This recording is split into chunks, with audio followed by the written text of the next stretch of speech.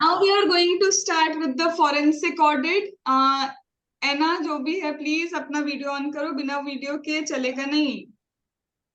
चलो let us start. अब forensic audit, भाई ये फॉरेंसिक ऑडिट क्या है? तो फॉरेंसिक ऑडिट में हुआ क्या? Everyone able to see the screen? Yes ma'am. सिर्फ पता है ये सारी पिक्चर्स को ध्यान रखना, क्योंकि हर चीज रट के भी नहीं होती, समझ के भी नहीं आती। अब इस बार हम ये वाले चैप्टर को थोड़ा पिक्टोरियल प्रेजेंटेशन से करने की कोशिश करेंगे, ठीक है? अब ये बंदा काफी दुखी है, ही इज वेरी सैड। और तुम्हें दिख भी रहा होगा ये बंदा क्या कर रहा है, रो रहा है, ही इज क्राइंग। लिखा भी उसकी शर्ट पे क्या, आई एम सैड, ठीक है? अब हमने जब इससे पूछा भाई तू सैड क्यों है, तो वो बोला मेरे बुक्स ऑफ अकाउंट जो है ना, इस बुक्स ऑफ अकाउंट में कुछ तो गड़बड़ हो रखी है, लेकिन ब्लेम मुझ पे आ रहा है। I don't know what is the thing, मुझे नहीं पता कहाँ गलत है, पर यहाँ बुक्स ऑफ अकाउंट कहते हैं कि फ्रॉड हुआ है। पूरा पूरा ध्यान किस वर्ड पे, फ्रॉड हुआ है। तो ये रो रहा है कि ब्लेम मुझ पे है, everyone is blaming me. Books of account है, बुक्स ऑफ अकाउंट में क्या दिख रहा है, फ्रॉड दिख रहा है। अब ऑब्वियसली क्लेम कहाँ पे आया, इस बंदे के ऊपर आया कि भाई तूने ही गलत किया है। ये क्लेम कौन कर रहा है इसके ऊपर, कोर्ट। तो इसको हेल्प लगेगी। अब अगर इसको अपने आप को प्रूफ करना है कि मैं गलत नहीं हूं, the person wants to prove कि मैं क्या हूं, गलत नहीं हूं, तो जब वो बंदा गलत नहीं है तो उसको क्या लगेगा, उसको लगेगा कोई पर्सन जो उसकी हेल्प कर पाए।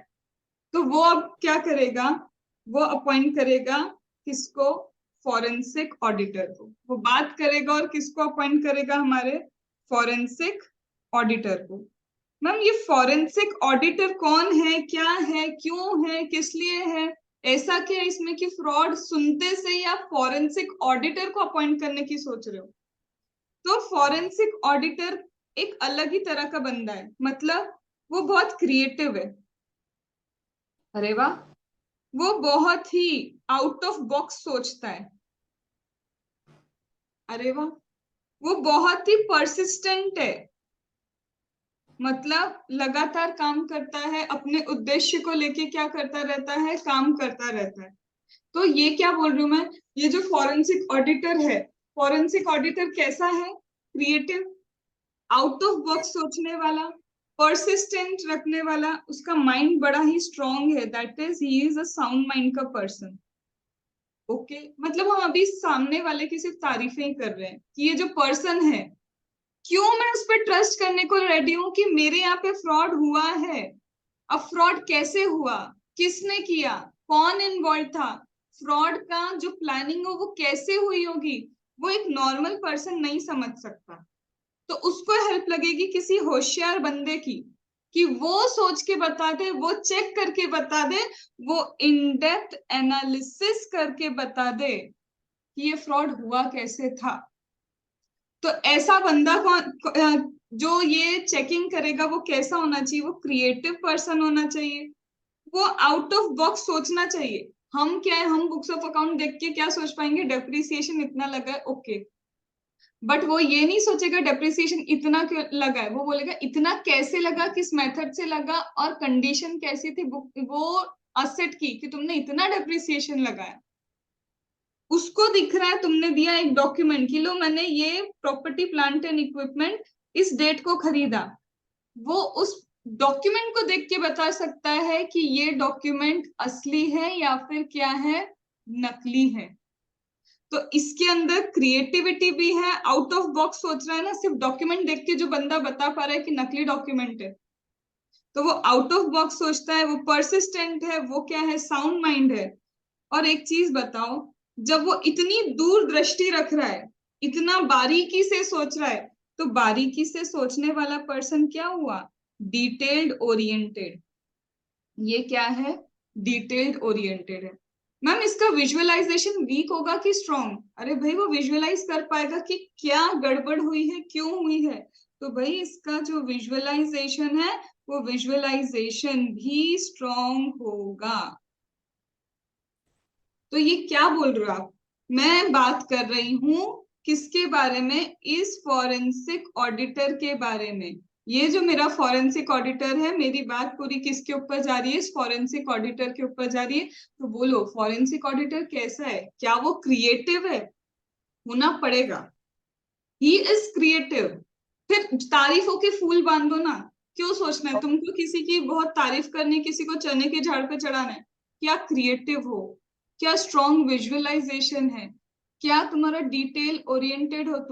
तुम तो आउट ऑफ बॉक्स सोचते हो। मतलब सारी की सारी तारीफ हमें देनी है, और इस तारीफ को क्वेश्चन में क्या बोलते हैं? Characteristic of forensic auditor. ये क्या है तुम्हारे फॉरेंसिक ऑडिटर की कैरेक्टरिस्टिक की? फॉरेंसिक ऑडिटर कैसा होना चाहिए? आया? अब ऐसे तो मैम हमको याद इतना होता नहीं, हमको तो भी क्या चाहिए, कुछ ना कुछ तो मेमोरी टेक्निक चाहिए। तो अब इसके लिए अपन कुछ बना लेते हैं। एक और चीज बताओ, ये फॉरेंसिक ऑडिटर में कॉन्फिडेंस कम होना चाहिए या ज्यादा होना चाहिए? कॉन्फिडेंट होगा ना ये बंदा, तो और लिख दूं, ये क्या होता है? ये पर्सन कॉन्फिडेंट होता है, बड़ा कॉन्फिडेंस है। ये क्वेश्चन पूछते रहेगा कि चुप बैठा रहेगा? क्यूरियोसिटी ज्यादा होगी ना इसमें, कि और जानू और जानू और जानू। तो ये क्या हो गया?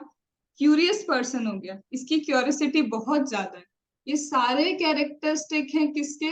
ये सारे कैरेक्टरिस्टिक है फॉरेंसिक ऑडिटर के।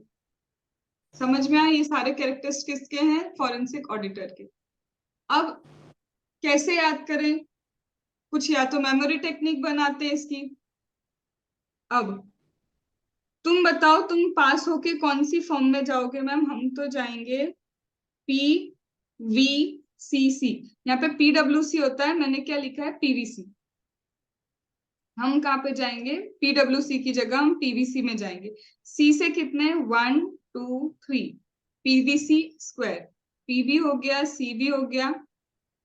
PVC में क्या देखने जाओगे? डिटेल में अच्छी विजुअलाइजेशन वाली, बॉक्स ऑफिस वाली मूवी। ठीक है? पीवीसी में क्या देखने जाओगे? पीवीसी में जाओगे डिटेल में अच्छे विजुअलाइजेशन वाली, बॉक्स ऑफिस वाली मूवी। ठीक है? तो क्या हो गया मेमोरी टेक्निक तुम्हारा? कहाँ जाओगे? पीवीसी। हम जाते हैं PVR, हम कहाँ जाएंगे? PVC। P फॉर क्या है? Persistence. P for is what? Persistence. V से क्या है? विजुअलाइजेशन। कैसा विजुअलाइजेशन चाहिए? Strong visualisation. ठीक है? सी से 3 चीजें मैम, क्रिएटिव भी है, क्यूरियोसिटी भी है, कॉन्फिडेंट भी है। वाह वाह वाह। ठीक है, तो PVC में क्या हुआ? क्रिएटिव भी है, कॉन्फिडेंट भी है, क्यूरियस भी है। P फॉर परसिस्टेंट भी है, V से विजुअलाइजेशन। चाहे यहां भी याद कर लो या फिर वहां पे विजुअलाइजेशन याद कर लो। PVC में क्या देखने जा रहे हो? डिटेल में देखने जा रहे हो, तो क्या है? Detail oriented. तो PVC में डिटेल्ड ओरिएंटेड क्या करने जा रहे हो? विजुअलाइज। वही हो गया तुम्हारा, या तो वहां भी याद करो या पे यहाँ पे याद करो। फिर क्या देखने जा रहे हो? बॉक्स ऑफिस वाली मूवी। तो बॉक्स क्या है? Out of box. अब लिखो पहले ये मेमोरी टेक्निक और सारे वर्ड लिख लो। अभी सिर्फ 30 सेकेंड का टाइम है तुम्हारे पास, जल्दी लिखो। This is the characteristic of your forensic auditor.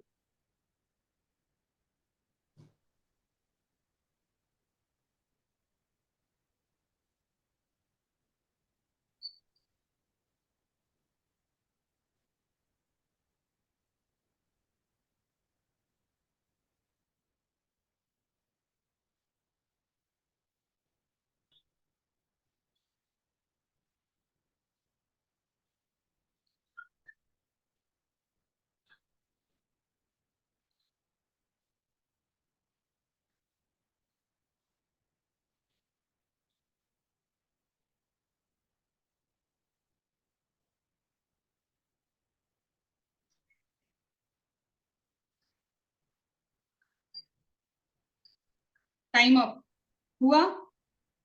Yes. So this are what the characteristic of your कौन सा ऑडिटर? Forensic auditor. डन? तो अभी तक भी ये बंदा क्या कर रहा था? रो रहा था, हमने ये समझा।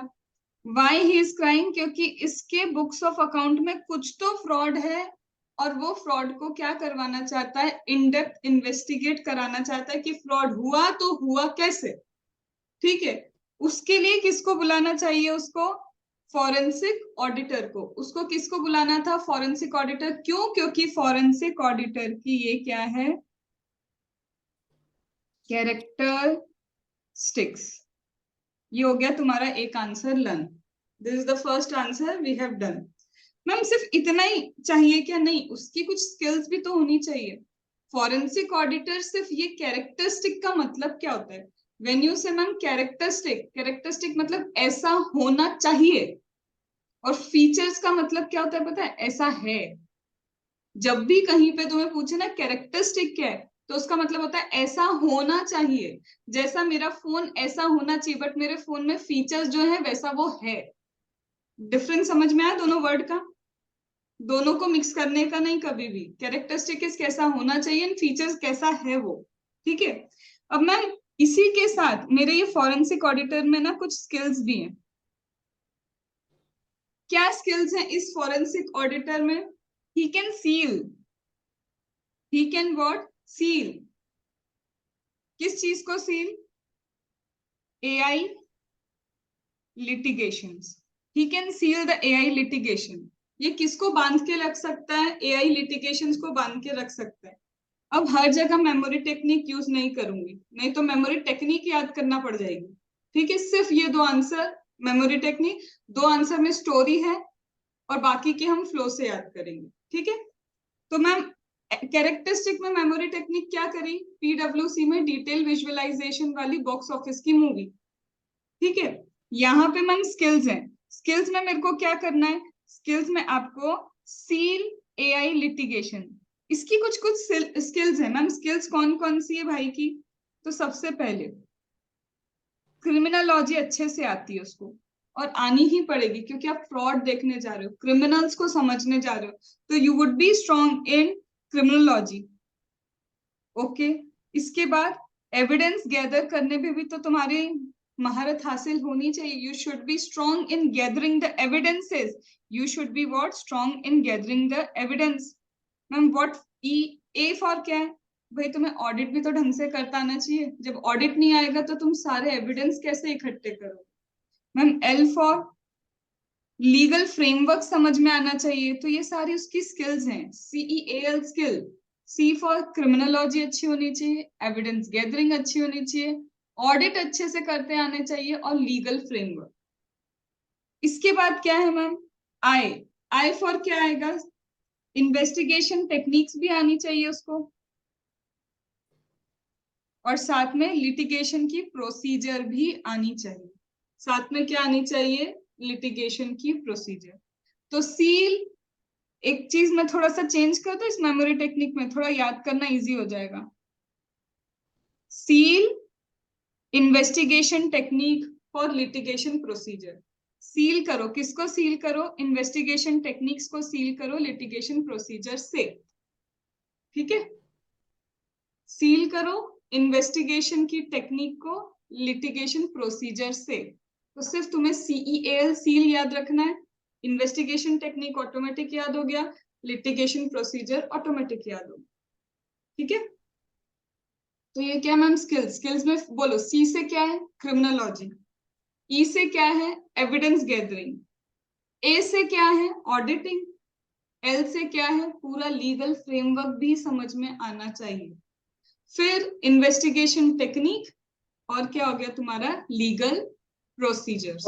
ये सब तुम्हारी स्किल्स होनी चाहिए, तब जाके एक फॉरेंसिक ऑडिटर बनता है। तो उसके कुछ कैरेक्टरिस्टिक्स हैं और कुछ स्किल्स हैं। तो this is the second answer, what are the skills in an forensic auditor.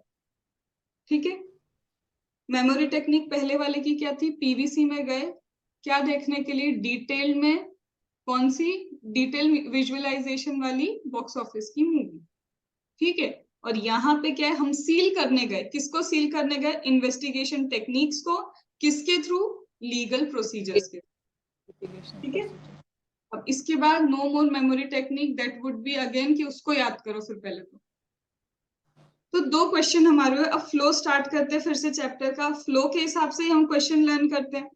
तो मैम सबसे पहले अभी हमने क्या देखा, हमने देखा ये भाई साहब के यहाँ फ्रॉड हुआ है, इसीलिए उन्होंने क्या किया है, फॉरेंसिक ऑडिटर को बुलाया जिसके ये कैरेक्टरिस्टिक्स हैं और उसके पास ये स्किल्स हैं कि वो क्या करे, उसके लिए इन डेप्थ एग्जामिनेशन करें। ये वर्ड आएगा, फॉरेंसिक ऑडिट होता है तो ये कीवर्ड है कि यहाँ पे इन डेप्थ क्या होता है, एनालिसिस होता है, इन डेप्थ एग्जामिनेशन होता है और चेक किया जाता है कि फ्रॉड तो हुआ, फ्रॉड कैसे हुआ। सिर्फ ये नहीं चेक करता कि फ्रॉड हुआ, ये भी चेक करता है कि फ्रॉड कैसे हुआ।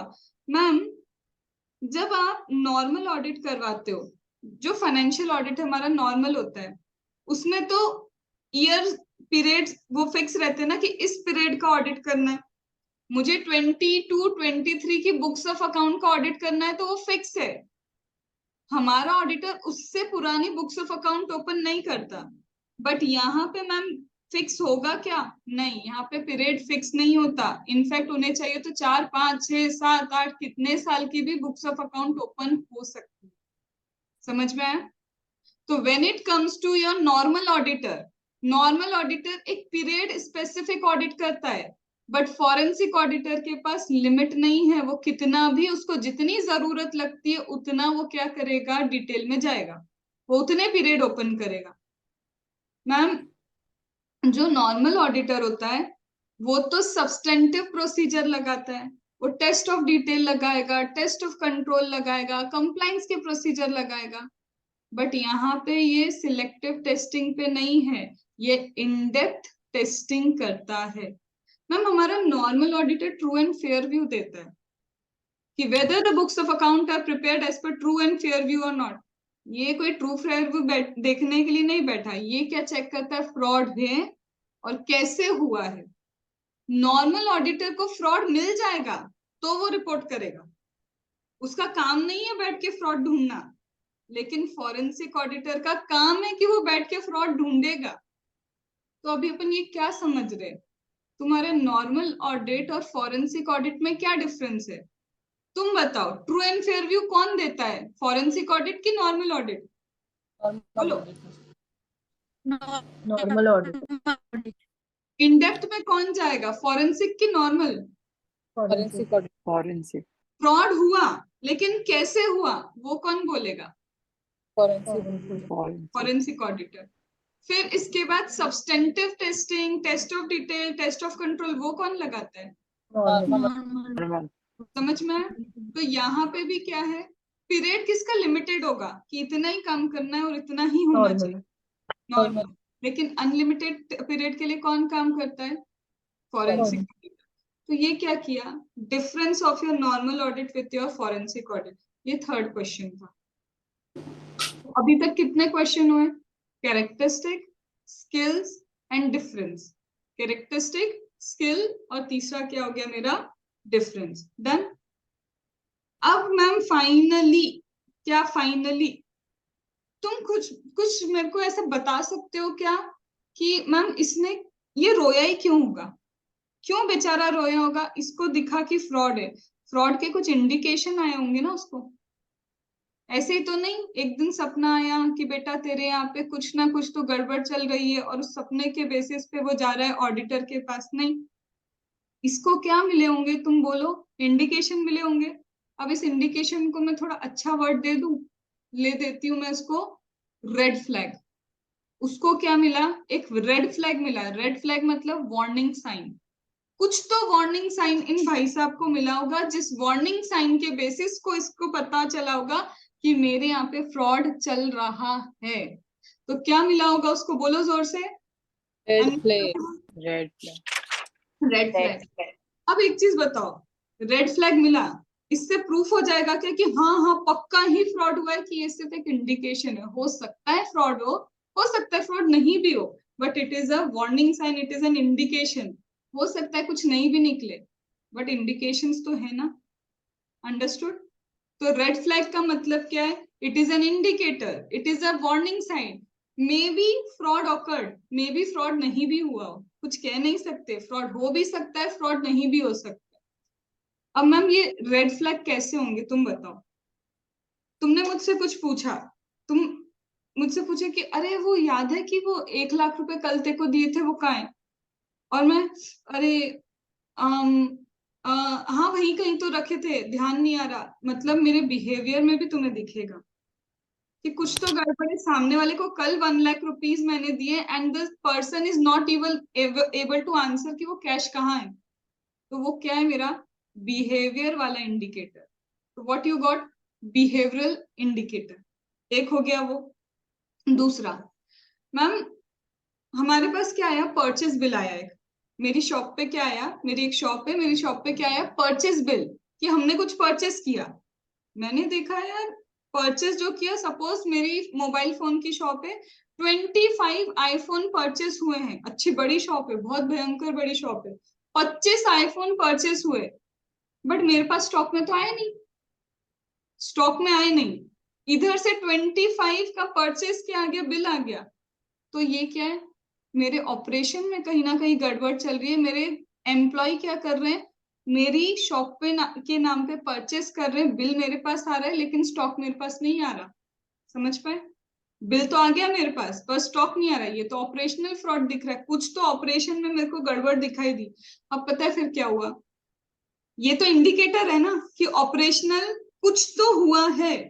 तुमने जब पूरी इन्वेस्टिगेशन बिठाई तब पता चला तुम्हारा छोटा बेटा, 15 साल का बेटा, उठा के बॉक्स घर पे ले गया ये सोच के कि उसको चाहिए। कुछ भी हो सकता है।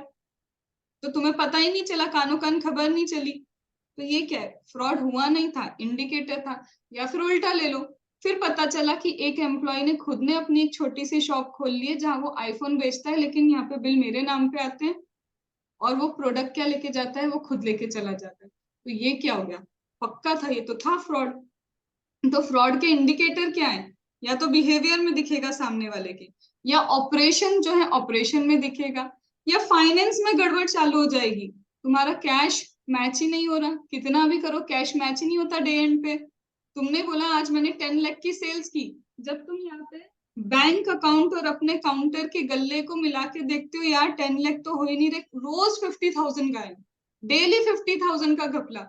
This is financial miss performance. ये भी तो एक इंडिकेटर है कि कोई ना कोई आके क्या बाजी मारता है, 50,000 की बाजी रोज मार के जाता है। अंडरस्टूड? तो 3 तरह के इंडिकेटर क्या है? या तो behaviour, you have to understand the sign, behaviour. या फिर ऑपरेशन में गलतियां चल रही है। या फिर फाइनेंशियल।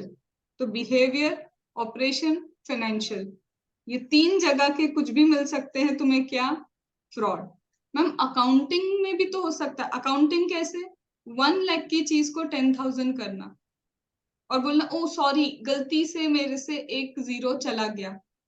अकाउंटिंग एरर्स, बहुत सारी अकाउंटिंग एरर हो रही है। That is also what? That is kind of accounting fraud. Accounting fraud का एक बहुत अच्छा एग्जाम्पल दे सकती हूँ, जो मैंने खुद ने एक मॉल का किया था, वहां पे देखा था। वो देख लो, तुम्हें अच्छा लगेगा और तुम्हें थोड़ा याद हो जाएगा अकाउंटिंग फ्रॉड कैसे कैसे भी होते हैं। अब उस अकाउंटिंग फ्रॉड में क्या देखा था? इनका ना सॉफ्टवेयर 1 ये पुराना सॉफ्टवेयर था, ठीक है, और ये हो गया सॉफ्टवेयर 2, ये नया सॉफ्टवेयर में अपडेट कर रहे थे खुद, ठीक है। ये क्या था इनका? पुराना सॉफ्टवेयर। ये क्या कर रहे थे? अपने आप को न्यू सॉफ्टवेयर में अपडेट कर रहे थे। अब क्या किया? तुम खुद बताओ, जो चीज यहाँ पे क्लोजिंग होगी वो नेक्स्ट ईयर की ओपनिंग बननी चाहिए या नहीं बननी चाहिए? बकायदा बननी चाहिए। जो यहाँ पे क्या है, क्लोजिंग है, वो नेक्स्ट ईयर की क्या होनी चाहिए? ओपनिंग होनी चाहिए। अब इन्होंने क्या किया? क्लोजिंग के पहले कुछ हुई थी क्या? रिकवरी, ठीक है। यहाँ पे क्लोजिंग के पहले क्या हुई थी? कुछ रिकवरी हुई थी। अब यहाँ पे क्या किया? यहाँ पे क्लोजिंग में तो बकायदा वो रिकवरी लिखी हुई थी, तो उसके हिसाब से करेक्ट क्लोजिंग अमाउंट आया, जितना क्लोजिंग आना चाहिए था वो आया। लेकिन जब ये न्यू सॉफ्टवेयर में क्लाइंट ने मूवमेंट किया ना, उसने पता है क्या किया? ये रिकवरी वाली चीज को क्या कर दिया? हटा दिया। और हटा दिया तो क्या हो गया? क्लोजिंग अमाउंट क्या हो जाएगा तुम्हारा? रिकवरी नहीं दिखेगी। रिकवरी नहीं दिखेगी तो क्लोजिंग अमाउंट क्या दिखेगा? कम दिखेगा। अब जब मैं यहाँ पे ओपनिंग देखती थी, ये ओपनिंग और ये क्लोजिंग पुराने सॉफ्टवेयर का मैच ही नहीं होता था। Then what I realise, and it was a fraud, कि इन्होंने रिकवरी हटा के क्यों रखी है, रिकवरी आती थी मॉल तक, लेकिन वो लोग ने क्या किया, यहाँ से तो ठीक है क्योंकि कौन ओल्ड वाला सॉफ्टवेयर देखेगा, यहाँ पे तो सब कुछ सही था, यहाँ पे उसको क्या कर दिया, उस रिकवरी को ही हटा दिया। ऐसे करके कम से कम 55 लाख की क्या पकड़ी थी, रिकवरी जो आई थी, जो सारे एम्प्लॉय ने अपने पास क्या कर ली, रख ली। तो ये क्या है, अकाउंटिंग एरर, जानबूझ के क्या किया, अकाउंटिंग एरर्स की। तो ये भी क्या, इंडिकेटर तो था ना फ्रॉड का। और जब पूछा तो क्या बोले, सॉफ्टवेयर में जब ट्रांजिशन कर रहे सॉफ्टवेयर की मिस्टेक, जबकि ये सॉफ्टवेयर मिस्टेक नहीं होती है, ये क्या होती है, खुद की हुई मिस्टेक्स होती है। तो यू गॉट दैट कि अकाउंटिंग वाली मिस्टेक कैसी हो सकती है, आया समझ में। तो ये है तुम्हारा रेड फ्लैग, चौथा आंसर। रेड फ्लैग क्या है, वार्निंग साइन है मैम, इंडिकेटर है। Red flag is what, a warning sign और एन इंडिकेटर। किस तरह के वार्निंग साइंस मिल सकते हैं, क्या है ये, इंडिकेटर, बिहेवियर, ये ऑपरेशनल, ठीक है, ये फाइनेंशियल, और ये एंट्री, अकाउंटिंग। Accounting entry. ठीक है, तो ये हो गया तुम्हारा चौथा आंसर। अब तक कितने आंसर किए, characteristic forensic auditor, skills of forensic auditor, ठीक है। फिर इसके बाद अभी क्या किया था, डिफरेंस नॉर्मल ऑडिट में और फॉरेंसिक ऑडिट का डिफरेंस। और fourth is what is red flag, और कितने टाइप के रेड फ्लैग होते हैं। डन, चलो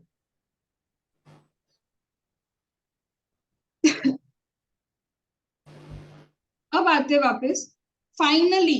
अब मैं थोड़ा इसको डिलीट कर देती हूँ। यहाँ पे कौन अपॉइंट हो गया मैम, मेरा फॉरेंसिक ऑडिटर अपॉइंट हो चुका है।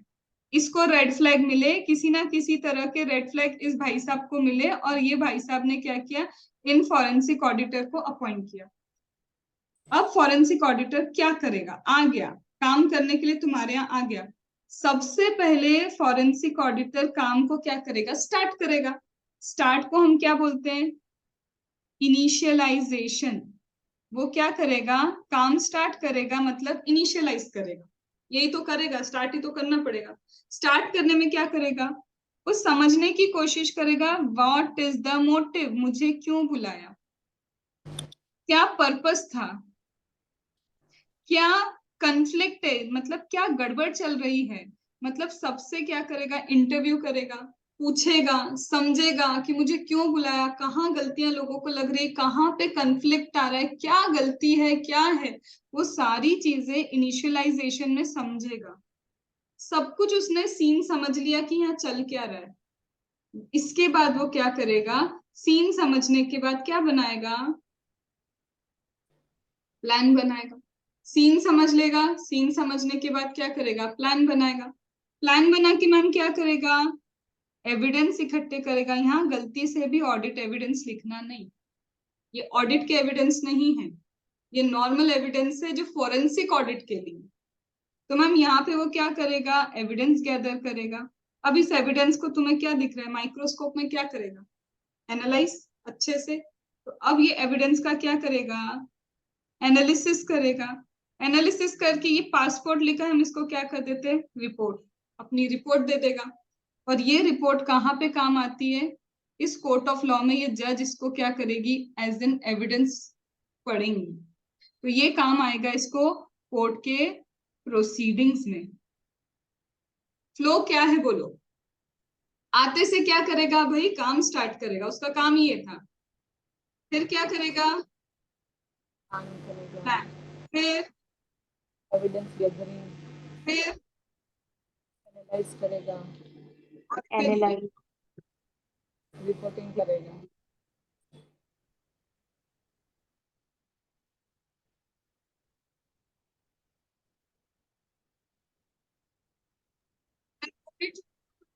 निकल रहा है, मेरी आवाज आने वाली, ठीक है। चलो तुम बताओ, तुम ऑडिटर हो, फोरेंसिक ऑडिटर, जाते से क्या करोगे, सबसे पहले वो पिक्चर से थोड़ा थोड़ा याद हुआ होगा ना, जाते से सबसे पहले क्या करोगे, सबसे बातें करोगे, मतलब इनिशियलाइज कर। इनिशियलाइजेशन, फिर क्या बनाओगे, प्लान बनाएंगे, प्लान, फिर क्या गैदर करोगे सारे, एविडेंस गैदरिंग, फिर उनको क्या करोगे, एनालाइज, Analyze. फिर क्या दोगे? रिपोर्ट दें, Report. और वो कहाँ यूज होगा? कोर्ट प्रोसीजर में।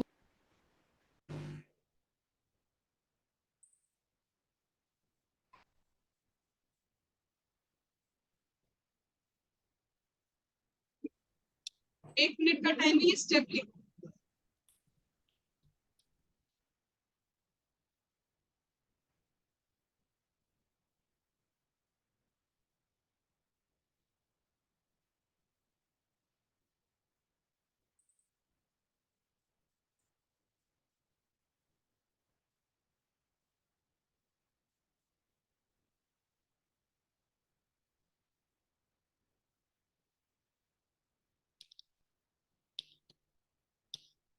इस क्वेश्चन को बोलते हैं प्रोसेस ऑफ फॉरेंसिक ऑडिट।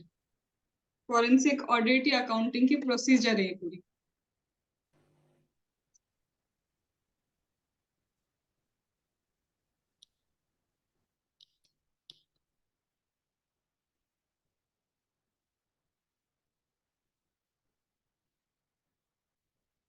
चारों लिखना है, सिर्फ स्टेप्स। हाँ मैम, लिखा है।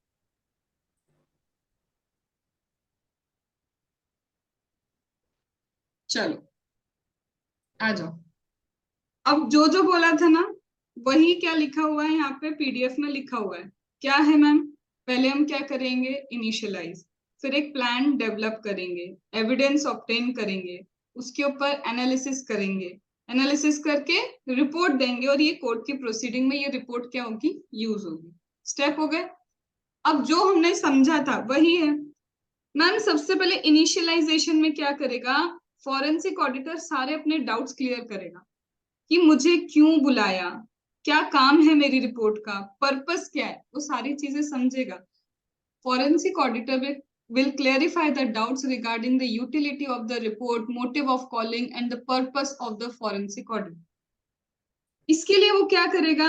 ये सारी चीजें जब वो क्लियर होंगी ना उसकी, this things will help in subsequent planning. इन चीजों के बेसिस पे तो वो प्लान बनाएगा, सब पता चले क्यों, कैसे, क्या काम है मेरी रिपोर्ट का, तब वो क्या बनाएगा? प्लान। इसके लिए वो किन से मिलेगा?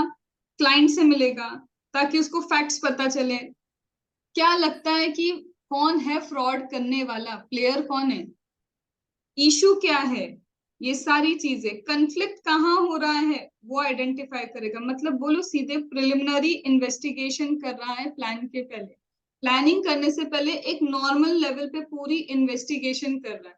अब इसको रटोगे नहीं, ये अपनी लैंग्वेज में लिखने का है। तुम बस इतना समझो, यहाँ वो अपने डाउट क्लियर करता है कि क्यों मेरी रिपोर्ट चाहिए, क्या काम है मेरी रिपोर्ट का। उसके बाद कहाँ पे लगता है कि डाउटफुल पर्सन कौन है, मेरी रिपोर्ट का यूज देख लिया, ये मेरे लिए प्लानिंग में हेल्प करेगी। और ये वर्ड याद रखना, ये प्रिलिमिनरी इन्वेस्टिगेशन कर रहा है वो। अब पता है क्या करो? 2 मिनट दे रही हूँ, अपनी लैंग्वेज में जो लिखना है लिखो, बट वर्डिंग क्या आनी चाहिए इसमें? What he is trying to understand, motive, purpose, utility. वो प्रिलिमिनरी इन्वेस्टिगेशन कर रहा है यहाँ पे। क्यों कर रहा है? क्योंकि इसे वो सब्सिक्वेंट प्लानिंग में हेल्प करे। तो बस ये क्रक्स है, सब्सिक्वेंट प्लानिंग में हेल्प चाहिए उसको, इसलिए प्रिलिमिनरी इन्वेस्टिगेशन कर रहा है। और वो क्लाइंट से मिलता है, समझता है क्यों चाहिए रिपोर्ट, पर्पस क्या है, यूटिलिटी क्या है, मोटिव क्या है, ये सारे भारी वर्ड लिख के क्रक्स लिखो अभी। Don't learn this.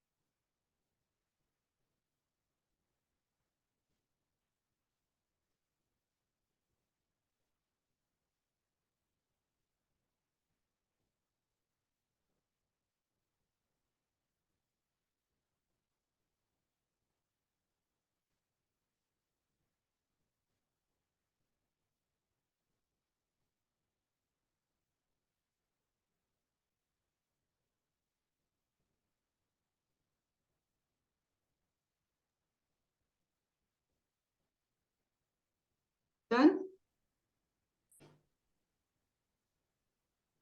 चलो, अब इनिशियलाइजेशन में हमने दिमाग चला लिया, क्यों, क्या, कैसे, क्या चाहिए, प्रीलिमिनरी इन्वेस्टिगेशन कर लिया, ये मुझे सब्सिक्वेंट प्लानिंग में हेल्प करेगा। क्रक्स तो यही है, ये हमने सब जाना सब्सिक्वेंट प्लानिंग में हेल्प करने के लिए। अब काम क्या करोगे, इतनी सारी इंफॉर्मेशन इकट्ठी करके तुमको क्या करना था, प्लान डेवलप करना था। तो प्लान डेवलप करने के लिए क्या लिखोगे, सिंपल सा इतना सा लाइन लिखनी है प्लान डेवलपमेंट में कि जो भी क्लाइंट मीटिंग से और इनिशियल इन्वेस्टिगेशन से तुमने नॉलेज प्राप्त किया है, नॉलेज गेन किया है, उसके बेस पे क्या बनाओगे, प्लान बनाओगे। तो based on client meeting and initial investigation, भाई क्लाइंट ने जिसने बुलाया उससे भी मीटिंग करोगे और खुद इनिशियल इन्वेस्टिगेशन कर रहे हो लोगों से पूछ के, इन दोनों के बेसिस पे जो भी नॉलेज है उसके लिए तुम क्या बना लो, प्लान बना लो, लिख लो अपनी मर्जी में। लैंग्वेज सेम होनी चाहिए नहीं, मीनिंग सेम होना चाहिए।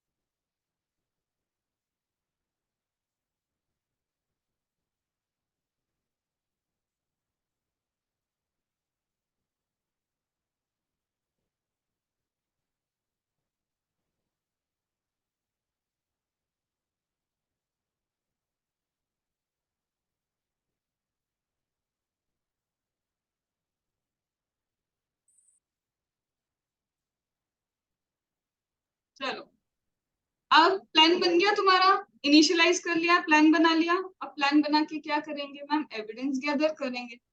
अब जितने तरीके याद आते हैं ना एविडेंस गैदर करने के, सब यहीं पे लिखने हैं। कैसे कैसे मैम एविडेंस कैसे गैदर करूं भाई, सबसे पहले केस के हिसाब से सोचो, केस का nature.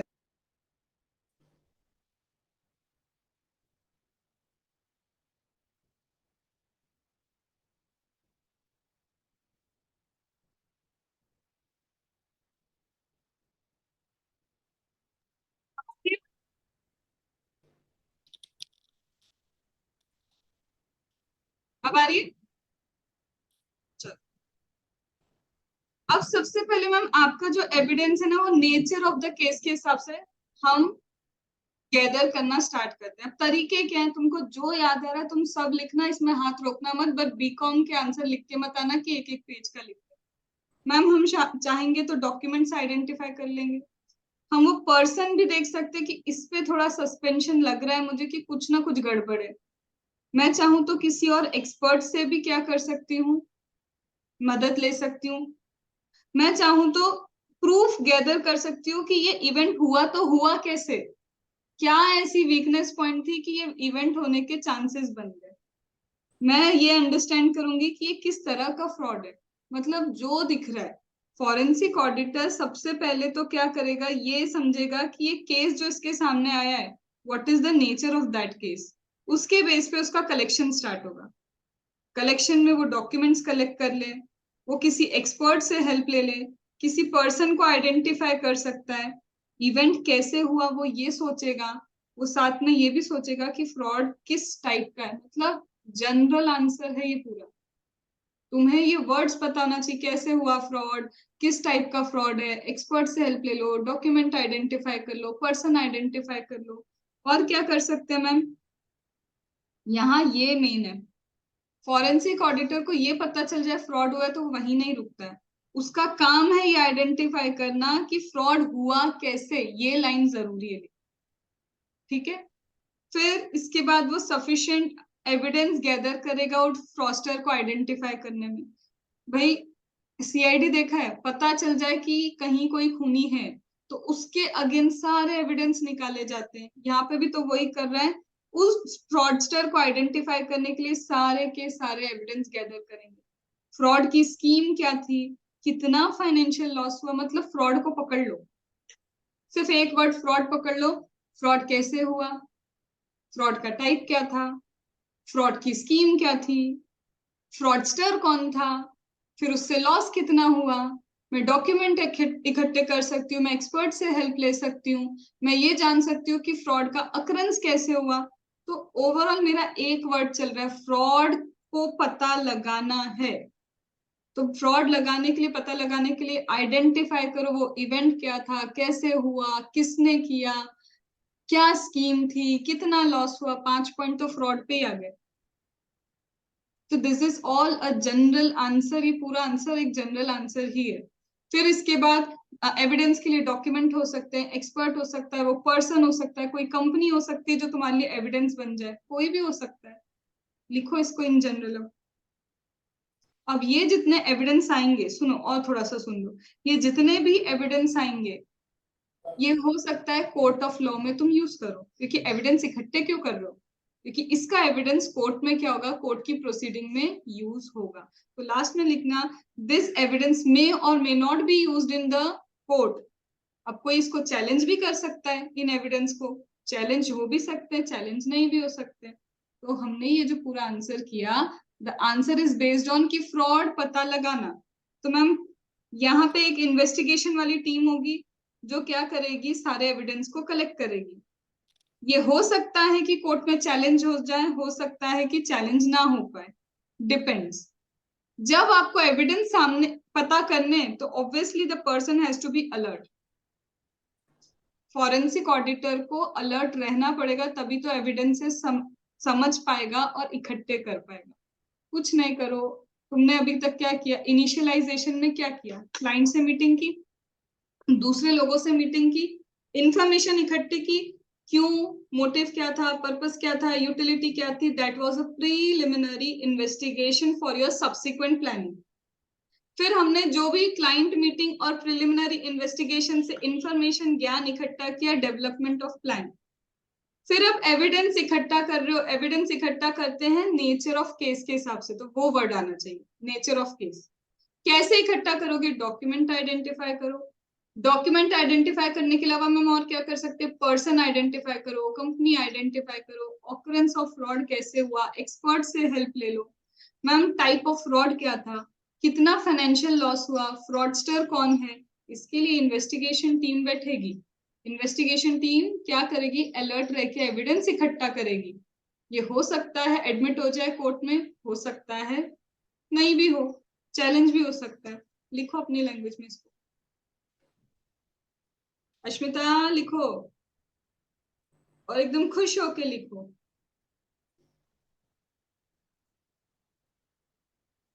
I am very bad at cracking the jokes, तो मैं तुम लोग को हंसा भी नहीं सकती।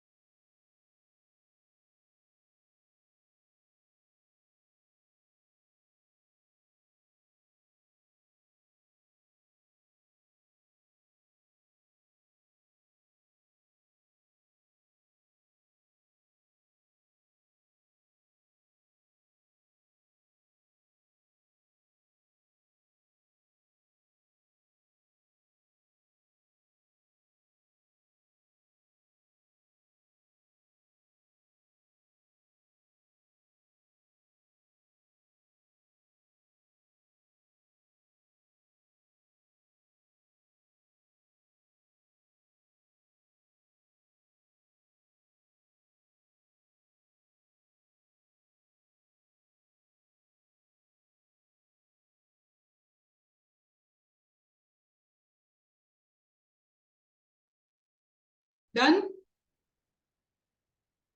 चलो मुझे बताओ कैरेक्टरिस्टिक का मेमोरी टेक्निक क्या था? वो कैरेक्टरिस्टिक की ना फॉरेंसिक ऑडिटर के। पीवीसी में जाके डिटेल विजुअलाइजेशन पीवीसी में जाके डिटेल्ड विजुअलाइजेशन की बॉक्स ऑफिस। स्किल्स के लिए क्या था? seal Field investigation investigation technique for technique litigation process. litigation process. Seal करने गए, किसको सील करने गए? इन्वेस्टिगेशन टेक्निक को। कैसे? Legal procedures.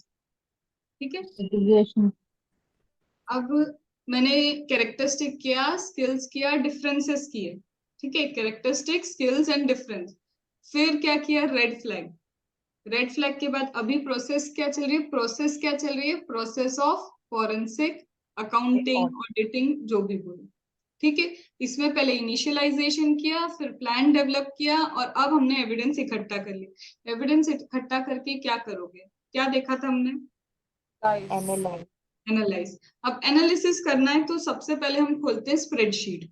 ठीक है, एनालिसिस खुद से तो नहीं कर सकते। क्यों? क्योंकि जब बड़ी बड़ी कंपनी होती है ना, तो बड़े बड़े फ्रॉड होते हैं और बड़े बड़े फिगर और बहुत सारे ट्रांजेक्शन होते हैं।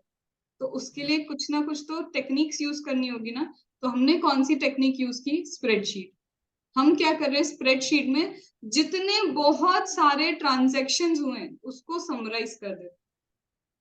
ठीक है, स्प्रेडशीट और लार्ज नंबर ऑफ ट्रांजेक्शन को क्या कर दिया? समराइज कर दिया। दो चीजें समझ में आई कि हमने क्या किया? लार्ज नंबर ऑफ ट्रांजेक्शन्स को क्या किया? समराइज किया। क्यों किया समराइज मैम? पहले तो मुझे उसकी प्रेजेंट वैल्यू कैलकुलेट करनी। क्यों समराइज किया? क्योंकि मुझे उसकी क्या कैलकुलेट करनी है? Present value. अब जो भी प्रेजेंट वैल्यू निकली है मैं उसको ग्राफ और चार्ट में क्या कर दूंगी? प्लॉट कर दूंगी। क्या करूंगी? ग्राफ और चार्ट में प्लॉट। इससे मुझे क्या मिलेगा? जो भी रिग्रेशन एनालिसिस करना है मुझे, जो भी सेंसिटिविटी एनालिसिस करना है, मैं प्रॉपर कर सकती। तो मैंने क्या किया? सबसे पहले ओपन की स्प्रेडशीट। स्प्रेडशीट में जितने भी लार्ज नंबर ऑफ ट्रांजैक्शंस थे उसको क्या कर दिया? समराइज कर दिया। समराइज करके मैंने क्या किया? प्रेजेंट वैल्यू का कैलकुलेशन। जो वैल्यू निकली प्रेजेंट वैल्यू की उसको ग्राफ और चार्ट में क्या कर दिया? प्लॉट कर दिया। इससे जो भी रिग्रेशन एनालिसिस होगा, सेंसिटिविटी एनालिसिस होगी, वो मैं कर पाऊंगी। और कोई एसेट इधर उधर चली गई है तो उसको क्या करेंगे? हम ट्रेस करेंगे। और कोई भी एसेट क्या गई है? इधर उधर गई है तो उसको क्या करेंगे? ट्रेस करेंगे। क्या है ये? जो सारे पॉइंट्स थे तुम्हारे परफॉर्मेंस एनालिसिस के, ये वही अपन ने अभी याद किए। अब क्या करना है मैम? सबसे पहले बोलो क्या ओपन की थी? स्प्रेडशीट। तो हम किसको यूज कर रहे हैं यहाँ पे? Computer application that is spreadsheet. वही तो बोला मैंने, we will use what? Computer application that is spreadsheet. ये हो गया पॉइंट वन। इसमें मैं सारे के सारे लार्ज नंबर ऑफ ट्रांजेक्शन्स को क्या करूंगी? समराइज। यहाँ पे क्या किया? सारे लार्ज नंबर ऑफ ट्रांजेक्शन को समराइज। क्यों क्यों क्यों? अरे प्रेजेंट वैल्यू कैलकुलेशन करना है, तो I will be using an appropriate discount rate for the calculation of present value. इसको क्या करोगे? यूज करेंगे graph and chart to explain the analysis. जो भी मेरा एनालिसिस होगा उसके लिए मैं ग्राफ और चार्ट यूज करूंगी। इससे मैं क्या परफॉर्म कर सकती हूँ? Regression sensitivity analysis. और कोई एसेट इधर उधर भाग गई होगी तो हम क्या कर लेंगे? ट्रेस कर लेंगे। आया समझ में? तो जो फ्लो बोला है वही तो लिखना है। ओपन करो स्प्रेडशीट, उसमें सारे लार्ज नंबर ट्रांजेक्शन को समराइज करो, प्रेजेंट वैल्यू कैलकुलेट करो अप्रोप्रिएट डिस्काउंट रेट से। जो आंसर आया, use graph and chart to explain your analysis. इससे क्या होगा? रिग्रेशन एनालिसिस, सेंसिटिविटी एनालिसिस हो जाएगी। और अगर कोई एसेट भाग गई तो ट्रेस करो, मतलब परफॉर्म ट्रेसिंग फॉर असेट। ठीक है, लिखो। अगर मैं लिखने का टाइम दे रही हूँ तो ये 1.5 घंटे में याद नहीं होगा। ठीक है, मतलब 1.5 घंटे का टाइम नहीं लगेगा, अपने को ज्यादा लगेगा।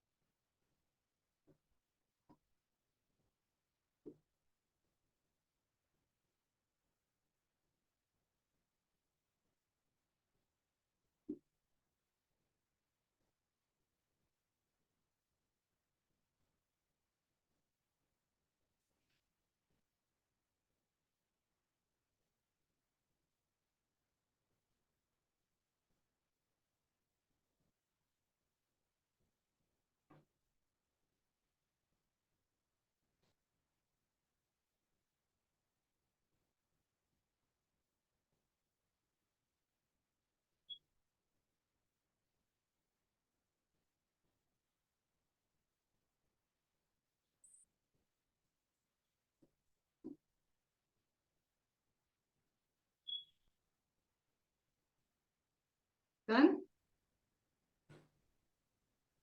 अब होने वाला है रिपीटेशन। किस चीज का रिपीटेशन? जो तुमने एविडेंस वाले में किया था ना, कि हमने पता लगाया पर्सन कौन है, फ्रॉड की स्कीम क्या है, फ्रॉड का टाइप क्या है। नहीं अश्मिता, वो सारी चीजें अब हम क्या करने वाले हैं, यहाँ पे फिर लिखने वाले। अब देखो, जितना तुमने इतना कारनामा किया उसका रिपोर्टिंग भी तो तुम ही दोगे। तो जो जो चीजें तुमने की थी वो सब चीजें यहाँ पे क्या करोगे, लिखोगे। लेकिन एक लाइन जो सबसे इंपॉर्टेंट है, ये लिखना ही है, रिपोर्टिंग फैक्ट बेस्ड होनी चाहिए। तुमको क्या लगता है उससे कोई मतलब नहीं। तो reporting should be based on fact, not on the basis of opinion of person. Forensic auditor अपने ओपिनियन के हिसाब से रिपोर्टिंग नहीं देगा, जो फैक्ट सामने आए हैं उसके हिसाब से उसको क्या देनी पड़ेगी, रिपोर्टिंग देनी पड़ेगी। तो चलो अभी पहले देख ले क्या क्या लिखना रहता है इसके अंदर। आ जाओ। सबसे पहले मैम, दो वर्ड्स मैंने हाईलाइट किए कि मैम रिपोर्टिंग क्या होनी चाहिए, based on the fact, not on opinion of the person who rights the report. उससे मतलब नहीं कि वो क्या सोचता है। दूसरा, अब तुम ही देखो क्या डिटेल दोगे, जो एविडेंस में तुम लिखते गए थे ना, फिर वही है। फ्रॉडलेंट एक्टिविटी की डिटेल दे दो, तुमने क्या फाइंडिंग्स निकाली वो बता दो। सपोर्ट में जो भी एविडेंस है वो सपोर्टिंग एविडेंस की डिटेल दे दो, ठीक है। फिर उसके बाद कंक्लूजन, कितना लॉस हुआ बताओ। फिर तुम्हारा स्कोप क्या था, क्यों तुम्हारी रिपोर्ट कहाँ यूज होगी, तुम्हारे स्कोप पे कोई लिमिटेशन था क्या, कौन सी स्कीम थी फ्रॉड करने के लिए, और ये कोर्ट की प्रोसीडिंग तक जा सकता है। मतलब जो भी तुमने रिपोर्ट दी है, या तो तुम्हारे ये रिपोर्ट तुम्हारी कोर्ट की प्रोसीडिंग में यूज हो सकती है। सेम चीज तुमने, बस कंटेक्स्ट थोड़ा सा अलग था, कहाँ लिखा था, सारा की सारा एविडेंस में। यही पॉइंट्स तो थे सारे एविडेंस के। बस मेन स्टार्टिंग कहाँ से होगी, report should be based on fact, not on the opinion of person who is writing the report, and this will include, सारा फिर से क्या लिख दो, जो जो तुमने अब तक काम किया पूरा की पूरा वही सब लिखना। आई बात समझ में? चलो, पहला था इनिशियलाइजेशन, दूसरा था डेवलप अ प्लान। पहला था इनिशियलाइजेशन, दूसरा डेवलप अ प्लान। प्लान हो गया, फिर क्या करें, एविडेंस।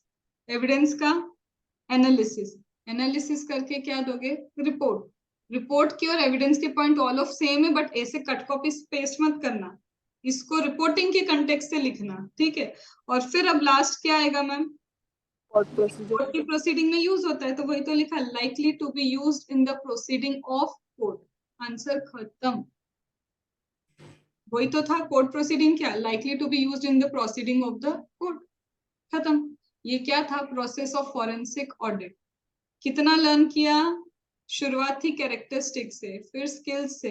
ये रिवीजन क्यों कर रही हूँ मैं बीच बीच में, दिमाग को पता हो कि क्वेश्चन कौन कौन से हैं। क्वेश्चन याद नहीं, आंसर याद करने का सेंस नहीं है, ठीक है। मैम कैरेक्टरिस्टिक थे, स्किल्स था, डिफरेंस थे, डिफरेंस के बाद वो रेड फ्लैग था, रेड फ्लैग के बाद क्या आ गया, प्रोसेस, ठीक है। अब बहुत ये भी जनरल है, मैं बताऊं पूरा चैप्टर जनरल है, इसमें सारे जनरल पॉइंट्स ही हैं। जब तुम रिपोर्टिंग करोगे, रिपोर्टिंग से रिलेटेड क्वेश्चन है। किससे रिलेटेड क्वेश्चन है, रिपोर्टिंग से रिलेटेड। क्या क्वेश्चन है, रिपोर्ट देते वक्त क्या चीजें दिमाग में रहनी चाहिए, what are the points to be kept in mind, and it is 5 star question आते हैं ऐसे क्वेश्चन, ठीक है। और रिपोर्टिंग पे ही ज्यादा क्वेश्चन होते हैं।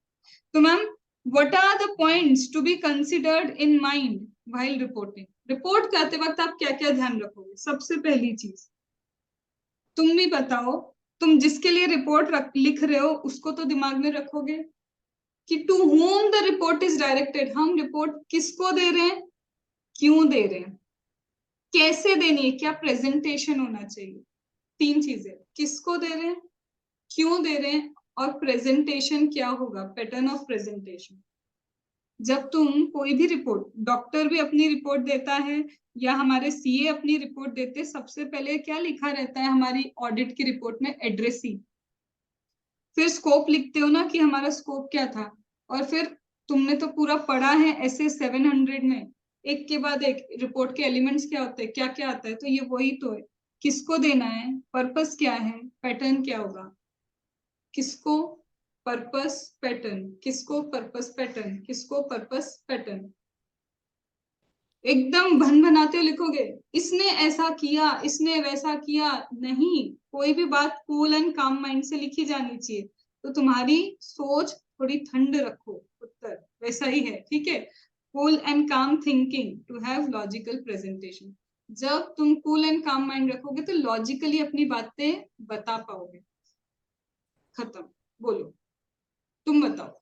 लिखना है, रिपोर्ट लिखनी है, तो बस रिपोर्ट किसको लिखनी है ये तो लिखोगे कम से कम, to whom the report is addressed. Purpose लिखोगे कि मेरी रिपोर्ट का ये पर्पस है। क्यों लिखना पड़ता है मैम पर्पस, कल को कोई और किसी और तरह से यूज नहीं कर ले उसको। डॉक्टर्स की रिपोर्ट में भी लिखा रहता है ना, this is just for clinical relation, specifically वो लिख के देते हैं। तो मैम एड्रेस मतलब किसके लिए है, टू whom, पर्पस क्या है, और pattern of presentation, and you need what, pattern of presentation. और एकदम भन बनाते हुए लिखोगे क्या रिपोर्ट।